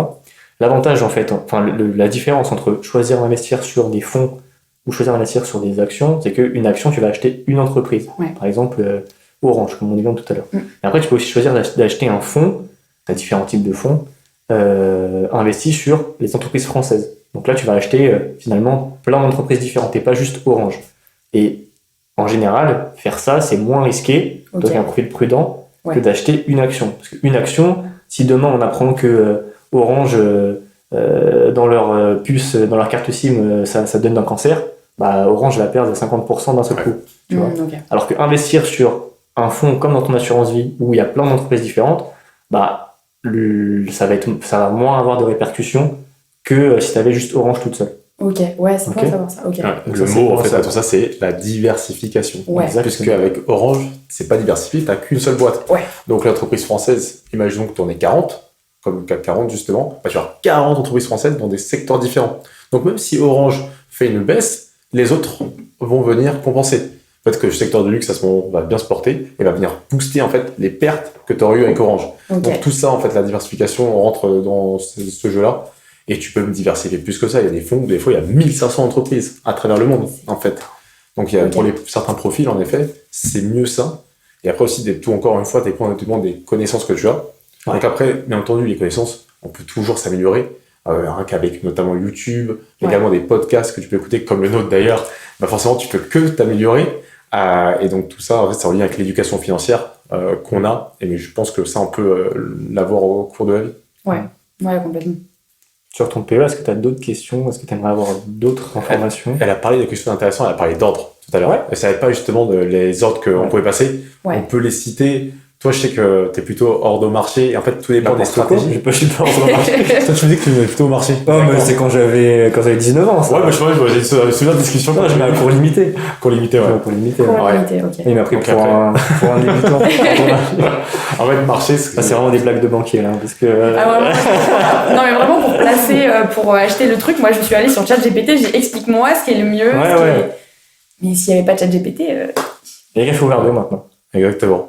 Donc, marché, on va dire que c'est la base, puisque tu es prioritaire sur tout le monde pour acheter le titre. Donc, en fait, tu vas l'avoir dans l'instant T. Par contre, le prix, il peut varier d'un petit peu. Donc, ça se trouve que tu vas avoir ton titre qui est à 23,50 €. Ça se trouve que malheureusement, tu vas acheter à 23,55 €. Il n'y aura jamais des différences super importantes parce qu'on n'est pas non plus en mode trader et tout ça. Mais par contre, c'est vrai que si tu veux optimiser, il vaut mieux peut-être acheter à court limité, en effet. Au seuil de déclenchement, c'est possible aussi. Ouais, c'est ça. Après, en fonction des banques, ça s'appelle différemment aussi. Mais c'est déclenchement, ça fonctionne aussi. Moi, je sais que je mets toujours à court limité. Ouais. Et à chaque fois, je revérifie mes ordres, ils sont toujours exécutés au centime près auquel j'ai demandé au final. Exactement, ouais. Après, il faut espérer justement que ça arrive dans la journée. Moi, je mets le cours de bourse actuel. En général. Et ça, c'est forcément, ça va, il y a des grandes chances. Donc là, c'est assez. Bon, Lisa, c'est important qu'elle sache ça, mais. C'est vraiment, là, t'as raison, c'est important, mais c'est assez précis en soi. Ouais, mais technique, on va dire un petit peu. Ouais, mais ça m'intéresse. Je collecte les informations. Voilà. Vu que tu parlais d'ordre, donc c'est pour ça que je me suis dit qu'il fallait qu'on en parle à ce moment-là. Et toi, t'as l'application pour acheter des ordres? Tu fais sur l'ordinateur? Tu fais comment? Sur l'application. Non, mais du coup, oui, je vois. Ce que tu as dit, ça me parle parce que tu disais que tu plaçais un ordre avec un prix. En gros, tu plaçais un prix. Ouais. Et je pense que c'est pour ça que la première fois, j'avais pas réussi. T'avais mis peut-être trop bas ou trop haut? Ouais, je pense. Okay. Je pense que c'était ça. Et du coup, je l'ai compris, mais vu que ça reste très très flou encore pour le moment, ouais. C'est pas déclenché, du coup, forcément. Voilà, ça s'est pas déclenché, c'est le mot, ouais. Tu as refait au marché et peut-être que c'est pas si ça fonctionne. Oui, parce que t'as réussi à acheter une action, c'est ça que tu me disais tout à l'heure. Oui, ouais, c'est bon, j'en ai une. C'est déjà un grand lancement, parce qu'au final, quand on prend le nombre de personnes qui ont un prépare en action en France, alors ça augmente au fur et à mesure des années, mais ça reste faible. Pour moi, je pense que tout le monde devrait avoir un PEA, si ça tenait qu'à moi. Mais au final, le nombre de personnes et de jeunes, alors c'est vrai qu'il y a peut-être plus de jeunes maintenant qui ont un PEA. Maintenant, ça c'est beaucoup de YouTube, il y a plein de vidéos maintenant sur le PEA, les ETF, etc. C'est vrai. L'éducation financière, même maintenant, on prend plus le pli, chacun, Et surtout, c'est un peu plus rémunérateur. Si tu regardes les taux des livrets, oui, c'est bien d'être prudent, ok, t'as ton petit matelas de sécurité, c'est cool, c'est facile, mais c'est pas avec ça que tu vas vraiment faire fructifier ton patrimoine. C'est plus risqué aussi, attention à l'action. Bien sûr. Parce que là, je sais pas si t'as eu des plus ou des moins, enfin, parce que ça va bien sur ton application, mais en fait, je suis d'accord avec toi, totalement d'accord. Moi, par exemple, oui, j'ai investi en bourse, etc., et je mets de l'argent sur mon livret A, mais pas tout mon argent. Mais il y a des personnes, le fait de voir que ça peut fluctuer au jour le jour, ça va leur faire tellement... Ça va les mettre en stress que vaut mieux à la rigueur ne pas aller du tout sur ces produits-là, quitte tant pis à pas avoir une grande rémunération, mais il y a des gens, vraiment, ça les fait paniquer. Toi, ça va pas l'air d'être le cas. Après, pour l'instant aussi, tu débutes, donc c'est des petits montants. Par contre, tout à l'heure, tu disais que tu avais un profil plutôt prudent quand même. Donc j'imagine qu'il ne faut pas non plus te mettre demain à investir. Par exemple, tu vois, on t'a posé une question tout à l'heure, enfin, avant de faire le podcast, tu as rempli un questionnaire. Tu as dit que tu n'avais pas de crypto-monnaie. Non. Ça, c'est parce que ça t'intéresse pas ou parce que c'est trop risqué? Ça me fait peur. Voilà, ok. Voilà, pour moi, ça peut... tu peux investir énormément, gagner énormément, et puis tout perdre du jour au lendemain, et t'as zéro garantie. En tout cas, c'est l'idée que je m'en fais. Et c'est pour ça que, en fait, même ça me fait tellement peur que je me suis même pas trop intéressée, finalement. Disons que j'avais un peu cette option de pourquoi pas investir dans les crypto-monnaies ou alors investir en bourse. Et du coup, j'ai choisi la bourse. Et j'ai même pas choisi genre la bourse un peu genre niveau américain et machin avec ton propre truc. J'ai vraiment choisi quelque chose qui passait par ma banque, un truc où genre à la limite ma banquière pourrait me conseiller. J'aime beaucoup ma banquière. Très bien. Mais ouais, ça me fait parce que j'ai besoin d'être accompagnée aussi. T'as tout sur le même établissement. Ouais. Donc par exemple, plan de PEA, assurance vie, t'as tout mis avec ta banque actuelle. C'est bien ça? Ouais, c'est ça. Tu t'es jamais posé la question, banque en ligne, assurant en ligne? Non, parce que j'ai besoin d'avoir le conseil de ma banquière. Il y a juste ça, c'est important. C'est super bien d'avoir ton témoignage parce que t'as 26 ans. On pourrait se dire à 26 ans, les jeunes ils veulent juste des banques en ligne, mais toi finalement tu dis que tu as vraiment besoin de faire un rendez-vous presque en physique avec ta banquière pour voir ce qu'il en est. Ouais. En tant pour la gestion quotidienne, enfin genre savoir quelle carte il me faut, quel compte il me faut, oui, une banque en ligne ça pourrait m'aller, j'ai pas de souci là-dessus. Mais là où j'ai vraiment, pour moi, la valeur ajoutée d'une banque aussi, c'est le conseil qu'elle peut donner sur comment faire fructifier les euros que j'ai. C'est humain. Voilà, et donc pour ça j'ai besoin d'une relation. Puis le conseil personnalisé en fait, humain, etc. Parce qu'au final, tu demandes à ChatGPT, il peut te donner des conseils. Mais tu vas pas avoir le même rapport avec ChatGPT qu'avec David ou ta banquière. C'est ça. Je sais que... Enfin, ChatGPT va me dire ce que j'ai envie d'entendre aussi. ChatGPT peut se tromper et tout ça. ChatGPT n'a pas d'avis personnel ou n'a pas de vécu, de situation personnelle qui pourrait dire... À l'inverse, une banquière peut dire moi j'ai une amie qui a fait ça et du coup par rapport à son expérience, je sais que ça c'est mieux, ça c'est moins mieux, ça c'est moins bien, ou alors par rapport à mon expérience personnelle, j'ai fait ça et du coup je recommande tel truc. C'est aussi l'expérience et je trouve que c'est... Enfin en tout cas je valorise beaucoup ça, donc le conseil d'une banquière pour moi c'est hyper important. Ouais, c'est super parce qu'il n'y a pas tout le monde et la plupart des jeunes en fait ont une banque en ligne, beaucoup en tout cas on peut le voir. Et ça fait plaisir d'entendre des commentaires comme ça, parce que forcément, nous, on travaille dans des banques physiques. Et après, je pense on sait que la plus-value pour nous, c'est clairement l'humain. C'est clair. On va souvent dire que les banques traditionnelles ont plus de frais. Et encore que, en fait, maintenant, de plus en plus, c'est en train de se limiter, puisque on a compris qu'il y avait des banques en ligne, justement. Et donc, les banques physiques ont tendance à réduire leurs frais, notamment sur le plan d'épargne action. Parce que, alors ça, je sais pas si tu connais les frais, mais il faut savoir qu'il y a des frais aussi sur le plan d'épargne action. à chaque fois que tu achètes un titre. Aussi, ce qu'on appelle les frais de droit de garde, le fait que, en fait, ta banque va avoir ton épargne d'action. Pour ça, en fait, ils vont te facturer à l'année. En fait. Donc, ça dépend des banques. C'est un petit pourcentage chaque année en fonction du montant que tu as dessus aussi. Et aussi, ce qu'on appelle aussi des frais de courtage. Donc, à chaque fois que tu vas acheter une action, tu vas avoir un petit pourcentage de frais, généralement qui ne va pas excéder 1%. Et encore 1%, je pense que c'est beaucoup déjà, mais qui ne va pas excéder 1% à chaque fois que tu vas acheter un titre. Donc, très important de le savoir, ça aussi. Ça dit quelque chose. En tout cas, pour faire un constat rapide, parce qu'on ne l'a pas fait, donc tu nous as redit que tu avais entre 35 et 40 000 euros, ça inclut le plan d'épargne d'entreprise de mémoire. Ouais, ça inclut le plan d'épargne d'entreprise. Ce qu'on peut te dire, en termes d'épargne de précaution, c'est que tu l'as. En fait, généralement, on dit qu'il faut mettre 3 à 6 mois de revenus dans l'épargne de précaution. Donc, toi, dans l'idée, il faudrait mettre entre 7 500 euros et 15 000 euros dans le livret. Même si c'est peu rémunérateur, si jamais tu as un souci, alors je crois que de mémoire, toi, tu n'as pas de voiture en Ile-de-France. J'ai une voiture, mais du coup, le projet, c'est de la changer. Bon, pour l'instant, elle passe sous contrôle technique, c'est très bien. Mais bon. C'est quoi comme voiture? C'est une 206. 206, ok. C'était quasiment ma première voiture, donc ça doit faire bien 7 ans que je l'ai, je pense. Elle commence à avoir quelques petits kilomètres. Je crois qu'elle a 328 000. Ouais, pour une 206. Donc elle a bien roulé. Elle a bien roulé. Elle a voyagé au Portugal, à Paris, en Bretagne. Elle en a fait des allers-retours. Mais elle n'est pas éternelle non plus. Et j'aimerais. T'es allé au Portugal avec? Ah ouais. Ok. T'es courageux avec la 206. On a parlé en off. Le pot d'échappement derrière là. Il fallait faire des pauses pour la laisser se reposer un peu, mais elle l'a fait. Elle l'a fait, voilà. On peut tu sais, des pauses toutes les 2 heures, c'était pas pour toi, c'était pour elle. Il y a un ami de mon père qui l'a fait en Twingo. Ok. En Twingo, j'étais choqué cette année-là. Donc comme quoi, ça me choque pas la 206. C'est ça. C'est tout confort au final, c'est tout confort. Ouais. Non, mais du coup, il y a ce projet-là aussi, donc pas tout de suite, mais je pense d'ici 1 an. Donc il y a ça. Donc oui, en termes d'épargne, genre petit matelas, sécurité sur les livrets, par rapport au montant que tu disais, ça va, franchement, j'ai assez. Je pense que je peux regarder.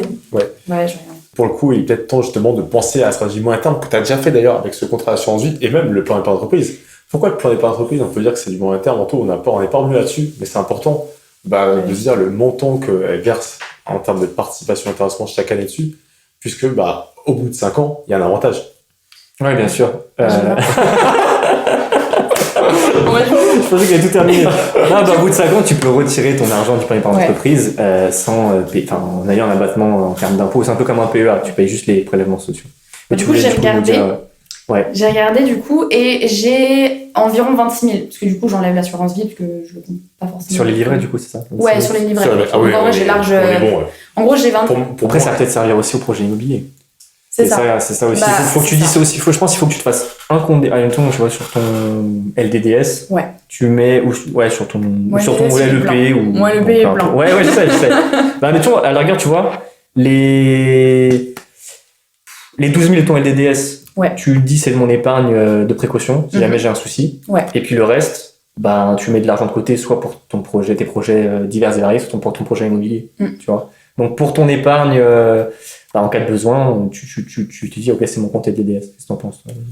En fait pour le coup, pour revenir à l'horizon de la résidence principale, notamment pourquoi pas en Bretagne, de mémoire on était sur 4-5 ans. Ouais, entre 5 et 10 ans peut-être. En termes de projet, je serais à achat d'une voiture d'ici 1 an. Donc là vraiment et et achat résidence principale d'ici, je visualise à peu près 5 ans. Mais je sais que tout à l'heure en off, tu nous parlais des crédits.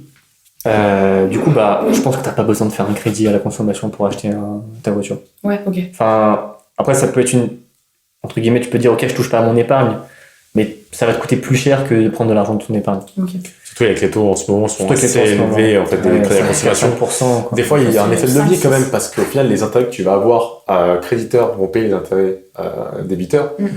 En ce moment, c'est que les intérêts débiteurs peuvent être élevés, surtout si tu vas sur un horizon assez long comme 7-10 ans. Au niveau alors regarde, tu peux faire un crédit, mais je sais pas, mettons que tu achètes une voiture 15 000 euros, emprunte que 5 000, mais pas plus. Ouais, ok. Tu vois, à la rigueur.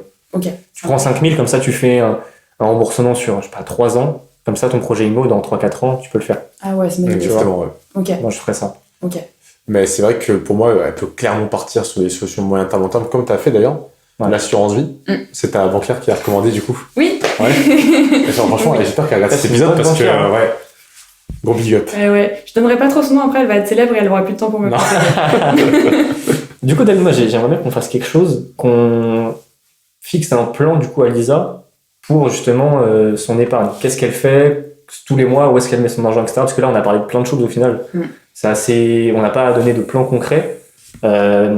Du coup, est-ce qu'on peut mettre ça en place? Tu t'avais dit finalement, il n'y a plus besoin de mettre sur les livrets pour l'instant? Moi, franchement, je mettrais plus sur les livrets, puisqu'elle a déjà 26 000 euros. À la limite, justement, je commencerais peut-être, alors moi, je suis peut-être même si un profil, on peut faire en fonction de son profil plutôt équilibré, parce que j'entends, avec quelques connaissances tout de même. Équilibré, mais j'aimerais tendre vers un peu plus de risque, parce que justement, tout ce qui est sur les livrets, ok, c'est bon, c'est sécure, c'est là. Mais j'aimerais évoluer vers du un peu plus risqué pour tenter aussi de faire le fructifier un peu plus que ça, quoi. Ok, très clair. Donc en fait, l'objectif d'un point de vue épargne, placement, c'est plutôt la valorisation de ce que j'ai compris pour toi. C'est pas d'avoir des revenus complémentaires pour le moment. Ça t'intéresse pas? Non, pas forcément. Non. On est d'accord. Donc je dirais dans cette idée... Sur les 150 € du coup qu'elle a placé mensuellement, qu'est-ce qu'on pourrait lui préconiser? Alors on doit dire entre 15 et 20 000 de garder sur les livrets, surtout avec cet achat de voiture qui va arriver. Facile. Peut-être, pourquoi pas investir une partie qui reste. Donc là, on a dit 26 000, donc 6 000 à investir, pourquoi pas. Également, donc cette assurance vie, très très bonne idée. Donc une assurance vie, d'ailleurs, on peut le dire qu'en gestion libre, du coup, parce qu'il y a différents types d'assurance vie. Tu peux faire un mandat également, c'est une possibilité. Après, il y a des tickets d'entrée. Je voulais en parler et tout. Donc ça va être une possibilité également. Il faudrait que tu prennes un rendez-vous avec ta banquière pour faire le point là-dessus. Notamment sur l'assurance vie, sur le PEA. Enfin, nous, on donne nos préconisations. Mais rien ne vaut pour le coup un rendez-vous avec ta superbe banquière pour remettre à plat justement tout ça. Et je pense que vous pouvez optimiser certains points. Exactement. Donc peut-être faire un versement libre sur ton assurance vie, mettons de 3-4 000 € pour que ça travaille un peu plus que sur un simple livret. C'est ce que j'aurais fait aussi, très clairement. Et diversifier le plus possible en termes d'unité de compte. Diversifier d'un point de vue secteur, mais d'un point de vue aussi géographique. Donc, en ce moment, on peut réparer des États-Unis, des performances qui sont assez ouf tout de même depuis le début d'année. Même en Europe, ça fonctionne plutôt bien. Donc, je pense que la bourse et le marché financier se portent très très bien. L'or également. L'or, il y a des fonds sur l'or qui existent aussi. Donc, tu peux investir sur beaucoup d'instruments, de choses au sein de ton CRA assurance vie. Que ce soit sur ce qu'on appelle le monétaire, le marché obligataire et le marché action.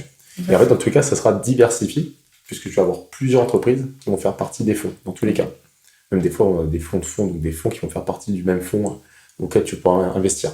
Et tout ça en respectant ton profil. Donc, par exemple, tout à l'heure, je parlais de développement durable. Si toi, tu as vraiment une appétence de développement durable et que tu ne veux pas investir dans n'importe quoi, il faut vraiment que tu le dises à ton conseiller financier qui va t'aider, puisque aujourd'hui, la plupart des banques ont des fonds en fait dits ESG, donc qui investissent de manière responsable. Donc ça, il ne faut pas hésiter à demander. Donc si ce n'est pas le cas, tu peux rester en fait sur des fonds classiques, tout en ayant cette recherche de performance, donc investir dans des secteurs qui vont marcher à la fois dans le présent et dans le futur.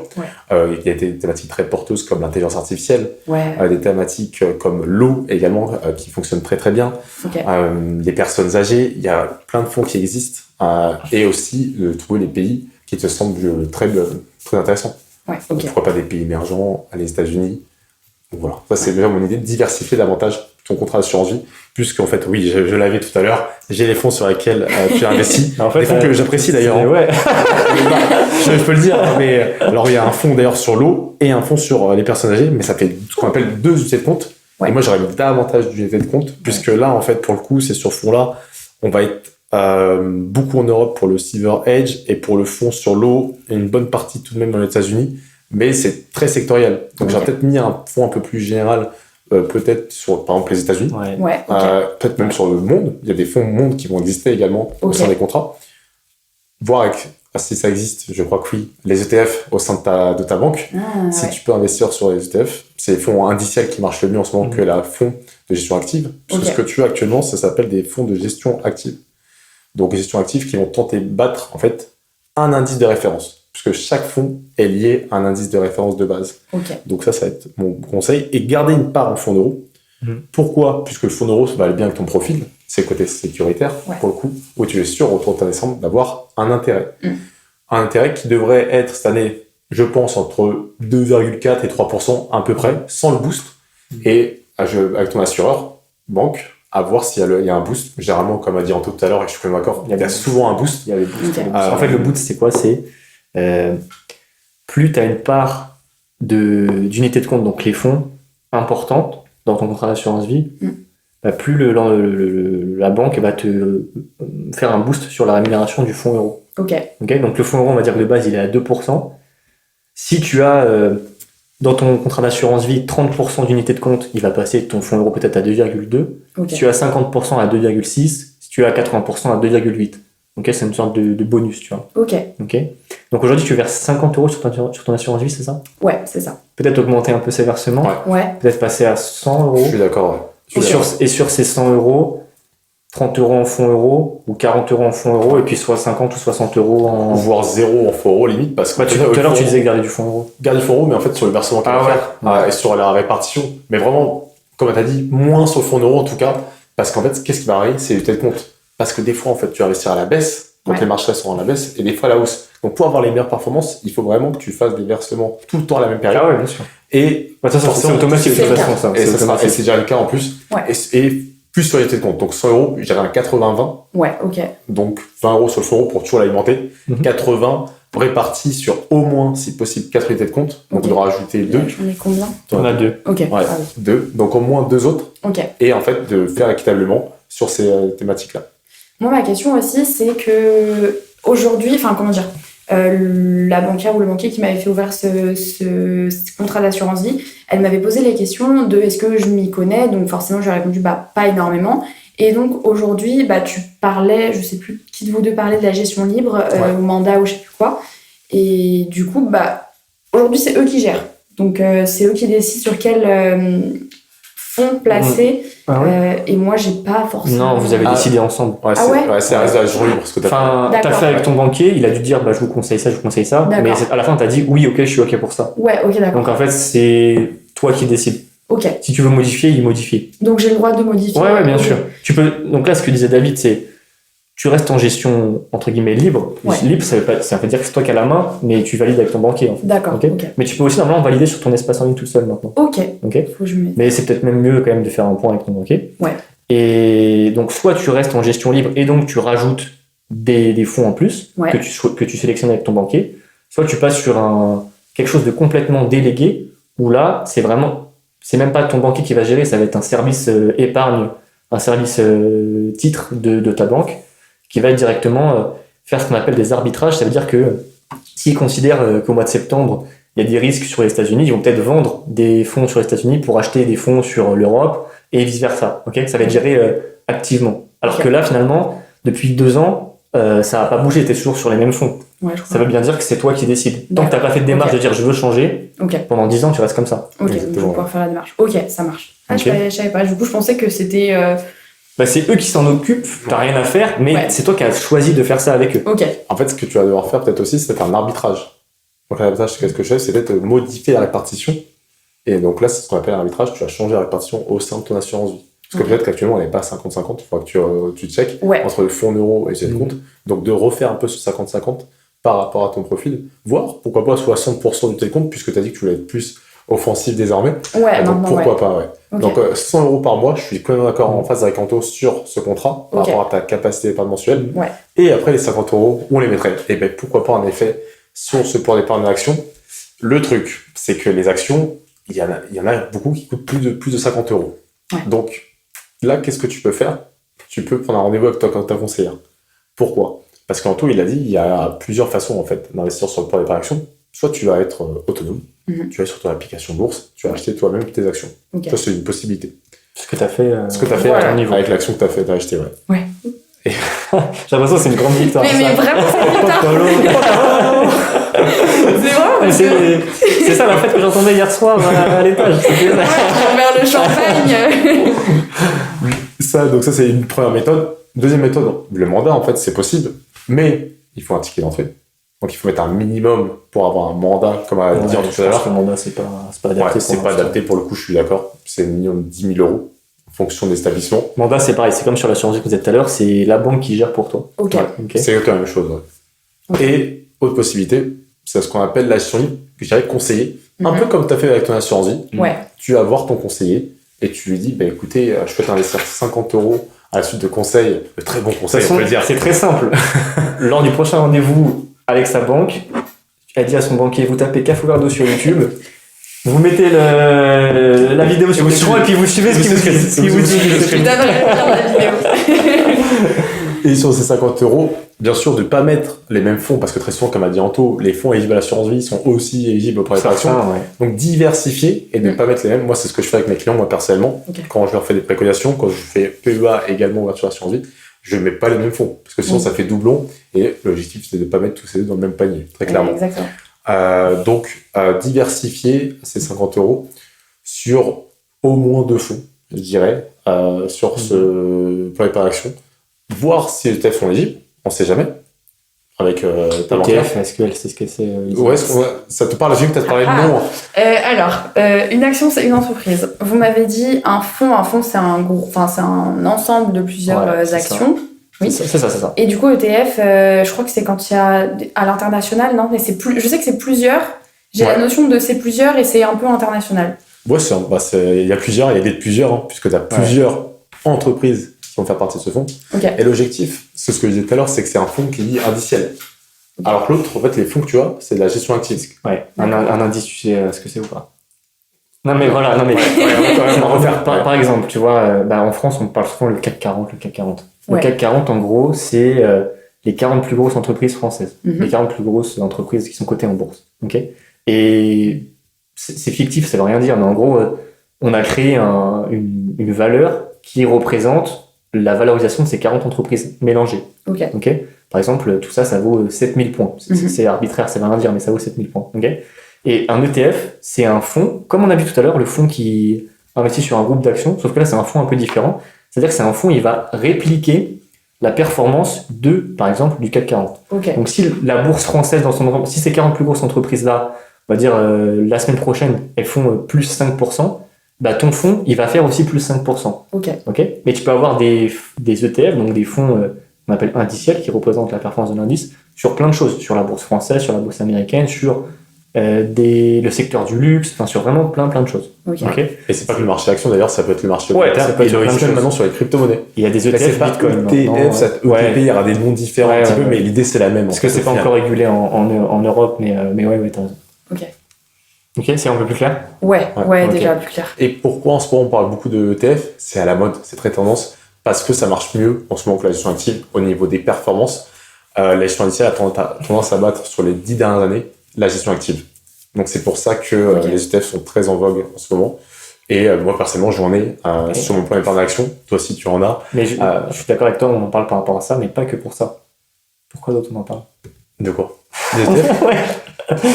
Les frais. Les frais qui sont bien plus faibles que, en effet, par exemple, que c'est les frais de gestion active. Parce qu'en fait, alors ça, on dit très peu. Mais quand on investit sur une assurance, il faut le dire. C'est un plan d'épargne action. Justement, il y a plein de gens qui savent pas qu'il y a des gens qui savent pas, mais il y a des frais, en effet, sur les fonds que tu vas prendre. Généralement, qui vont varier entre 1,5 et 2,5%, à peu près. Donc, quand c'est des frais d'entrée, en plus, parce que ça, faut le dire, il y a des frais d'entrée aussi sur l'assurance vie. Quand demain, tu vas aller voir ta banquière, tu vas dire, je vais mettre 4 000 € de plus sur l'assurance vie, il faut que tu négocies ces frais, parce que c'est possible de les négocier. Très clairement. D'accord, Donc, généralement, ça va être peut-être 2,5-3%, mais tu peux les négocier. Si tu mets 3%, tu signes pas. Hein. Non, et très souvent, les banques, on peut le dire, ont des offres par rapport à cela. Donc, il ne faut pas hésiter à lui demander. Et donc, il faut en effet limiter ses frais. Et comment tu peux limiter? C'est en ayant justement des ETF, où là, pour le coup, les frais, ça va être plutôt 0,5%. C'est souvent ce montant-là pour les frais d'entrée d'un ETF. En fait, si tu veux, t'as plusieurs types de frais, mais t'as donc ton assurance vie dans ta banque.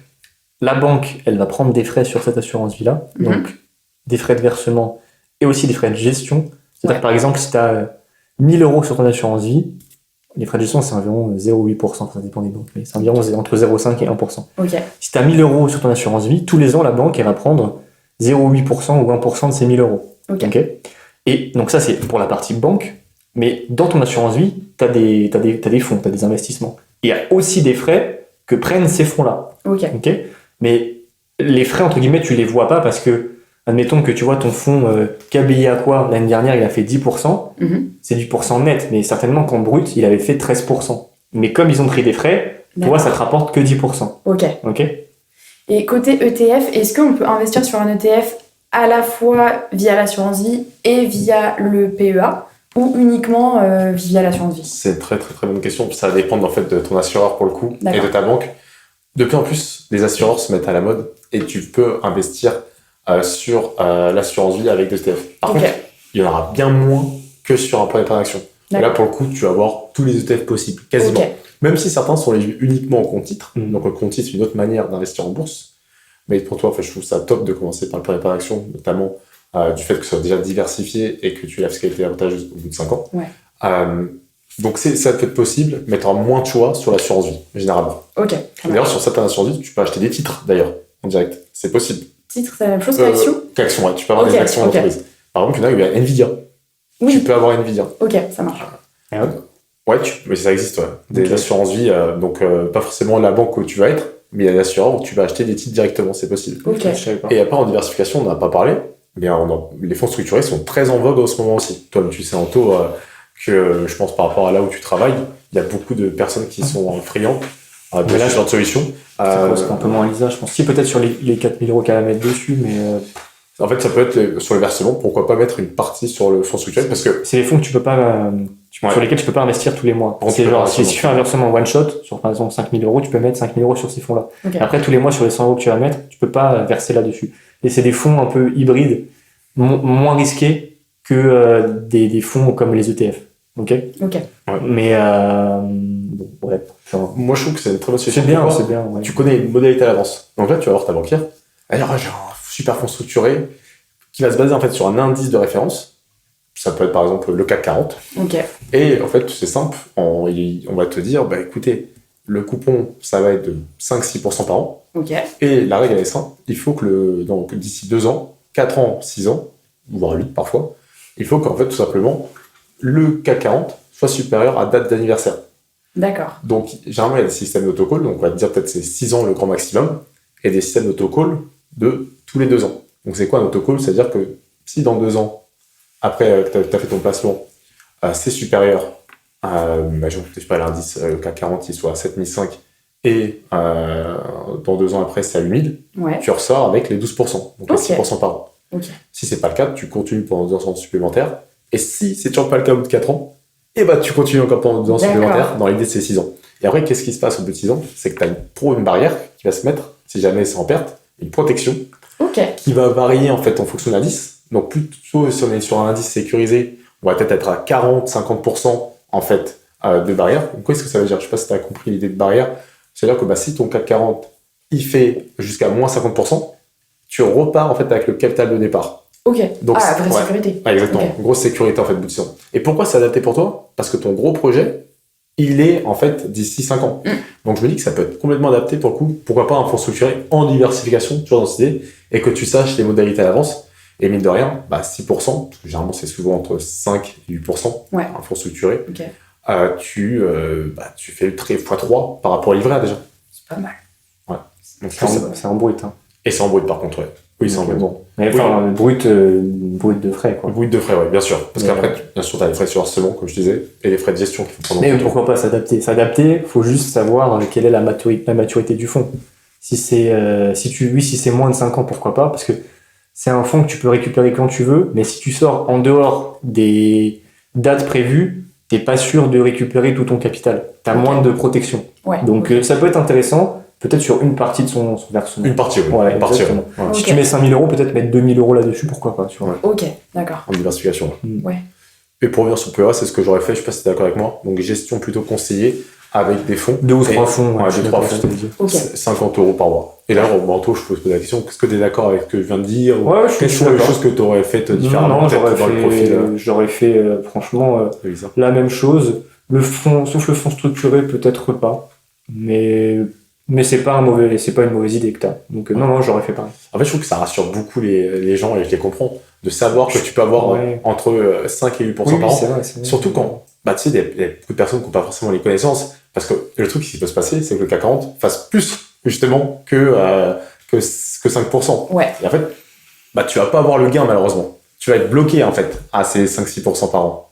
Donc, c'est juste ça. Donc, c'est souvent même ce qui se passe. Mais c'est rassurant, en fait, de se dire, je sais à l'avance que je peux gagner tant % par an. Faut juste que ce soit bien expliqué, parce que des fois, les gens, ils comprennent. Soit c'est mal expliqué, soit ils ont pas compris. Après, ils ont pas compris qu'ils peuvent pas reprendre l'argent quand ils peuvent reprendre quand ils veulent, mais qu'ils ne peuvent pas reprendre en dehors des dates et que c'est pas forcément un capital garanti. D'ailleurs, là, le fonds, l'exemple que donnait David, c'était avec une protection de capital jusqu'à hauteur de 40-50%. Mais c'est un exemple parmi tant d'autres. Tu peux avoir des fonds où il y a une plus faible protection de capital, ou alors des fonds où il y a une protection de capital totale. Okay. Où tu n'as vraiment aucun risque de perdre de l'argent. Donc, non, mais c'est une bonne idée. Après, sur un petit montant, je dirais. Ouais. Sur un petit montant. Histoire de voir aussi comment ça fonctionne. Parce que là, finalement, tu es en phase un peu de découverte de pas mal de choses. Donc, c'est bien un peu de toucher à tout. Ça va pas remettre en péril tes projets. Et c'est intéressant aussi de voir comment ça se passe. Ok, ça marche. Ouais, intéressant à tester. De toute façon, l'argent que j'ai mis sur mon PEA et l'argent que j'ai mis sur mon plan d'épargne entreprise, c'est de l'argent qui, pour moi... il est oublié. Voilà, j'en ai pas besoin, je vais pas compter dessus. Vu qu'il est bloqué pendant 5 ans, dans tous les cas, je le laisse de côté. Donc, ça, c'est la bonne mentalité, parce que t'es pas là à regarder tous les jours est-ce que ça a gagné, est-ce que ça a perdu. Et justement, c'est là que ça te fait stresser. Après, de toute façon, ce qu'on te recommande, c'est une fois par an, de prendre un rendez-vous avec ta banque pour refaire le point sur tes placements. Ouais. Et même sur ta banque, enfin tes comptes de manière générale. Parce que ta situation, elle évolue. Là, peut-être tes projets à l'instant T, c'est ceci, mais peut-être que dans un an, il y a d'autres choses qui vont se passer, un déménagement, autre chose. Donc, ça vaut le coup de refaire le point une fois par an. Et peut-être aussi que les fonds que tu choisis là, mettons au mois de septembre, dans un an, ils seront peut-être moins pertinents. Il y aura peut-être d'autres solutions plus intéressantes.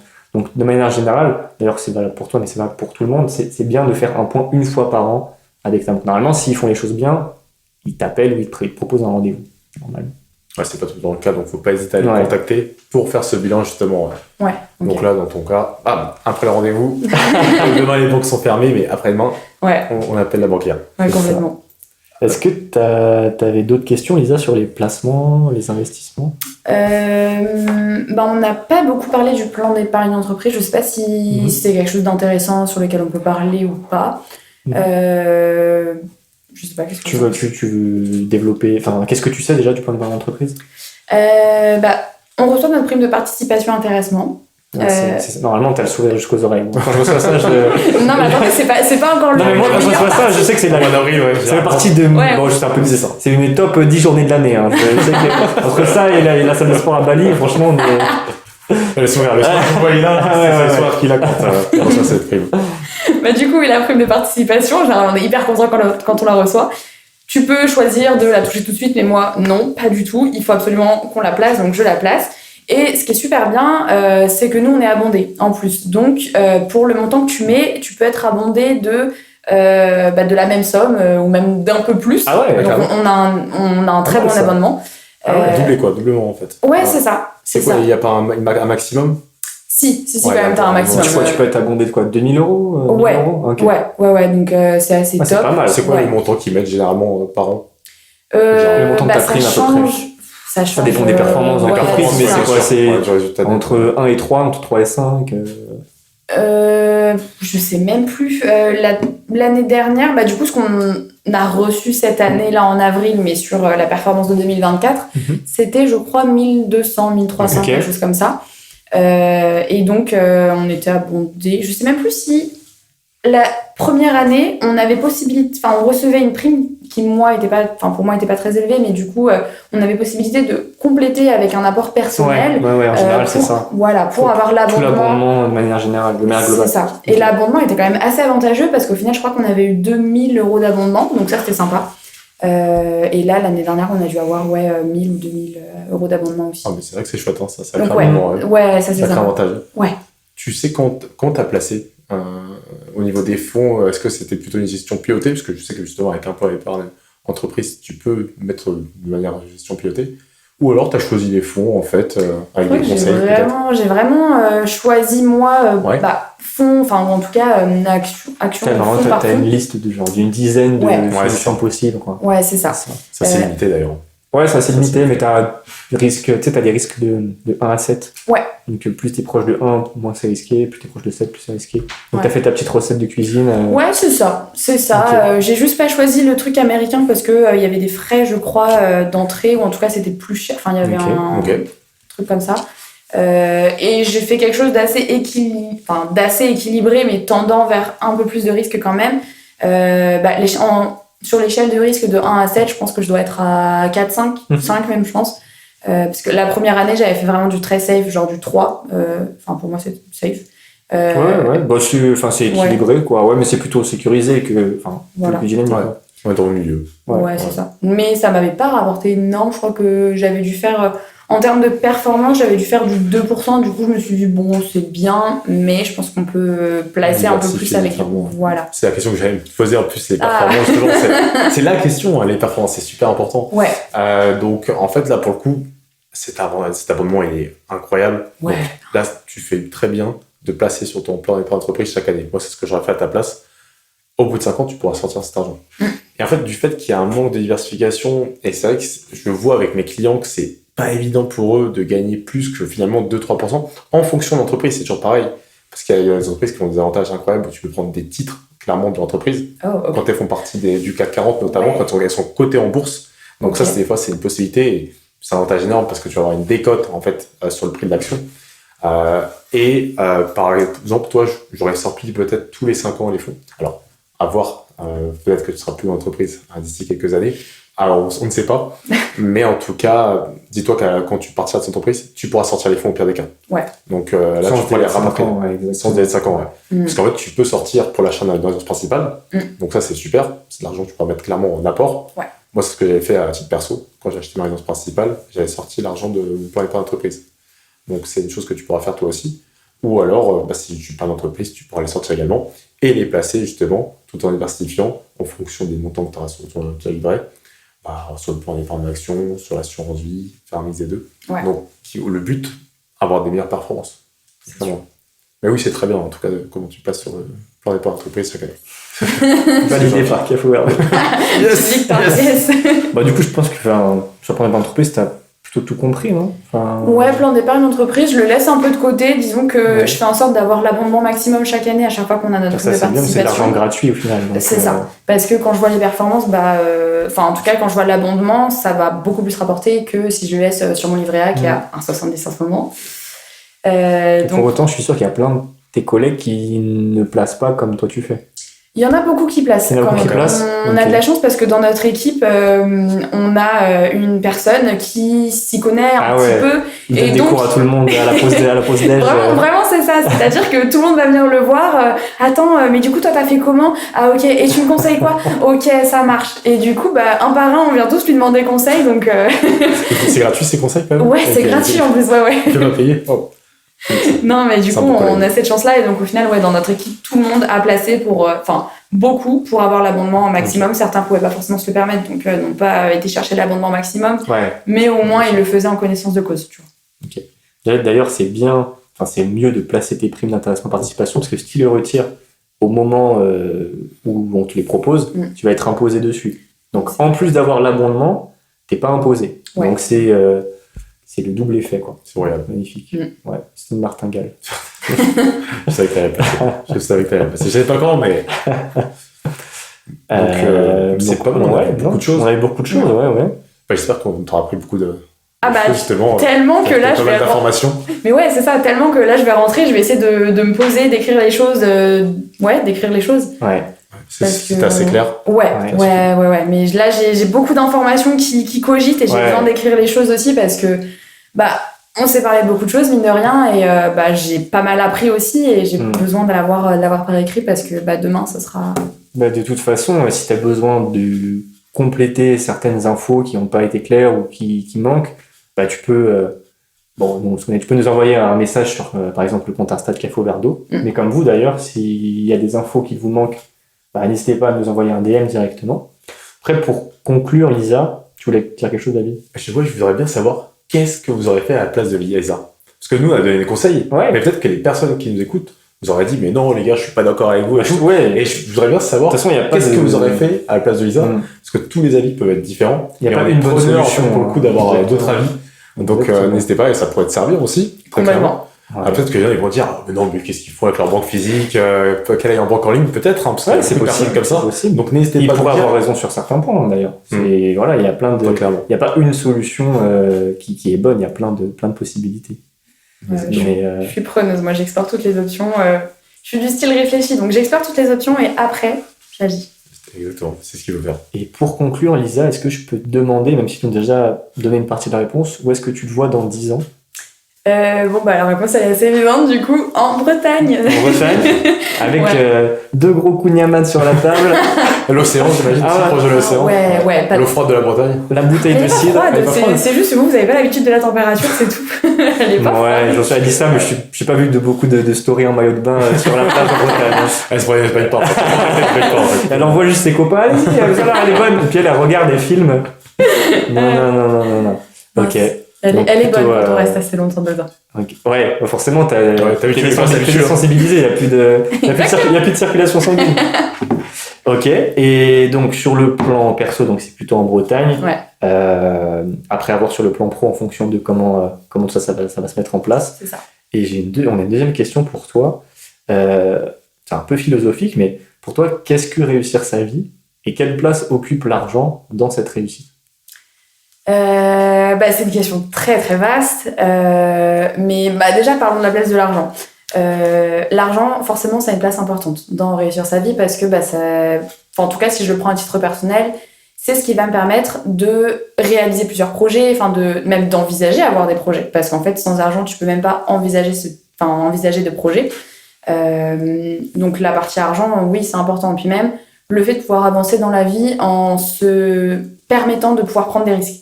En se disant ça je peux tenter, c'est pas grave si ça marche pas, je sais que derrière je peux assurer, donc voilà, c'est cette liberté aussi de pouvoir tenter plusieurs choses. Sinon sur le plan plus général, tout ce qui est qu'est-ce que ça veut dire être heureux, moi ça passe par avoir une famille. J'aimerais bien un jour avoir ma petite famille. Bon, c'est très cliché, ça fait très vision traditionnelle. Bon. Je pense qu'il y a beaucoup de gens qui se reconnaîtront là-dedans. Hein. Ouais, pour moi c'est d'avoir ma petite famille. Je m'imagine avec des enfants. Bon, tranquille.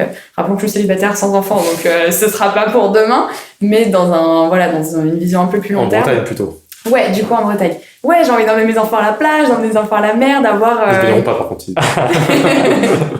je leur apprendrais des petits, je les désensibiliserais. Allez, tiens, dans 10 degrés là. Allez, on a vu 10 degrés. Je pense à certaines périodes, on n'est pas loin. Je sais même pas, en hiver, je pense qu'on doit être 12. Ouais, 12. Je te l'accorde, peut-être 12 degrés. Il y a la marge d'erreur, c'est ça. C'est là-bas que vous faites au 31 décembre, au 1er janvier. Ouais, le matin. Les bains de minuit. Moi je suis pas là-dedans non plus, je suis pas déjantée à ce point-là. Moi je regarde les autres qui le font et tant mieux pour eux s'ils se relisent. Tu prends des photos et tu mets en story quoi. Voilà. Et encore même pas parce que être dehors, même ça me donne froid pour eux. Mais non, cette question du bonheur, oui, avoir assez d'argent pour être sereine, avancer, pouvoir entreprendre, pouvoir prendre des risques, pouvoir élaborer des projets.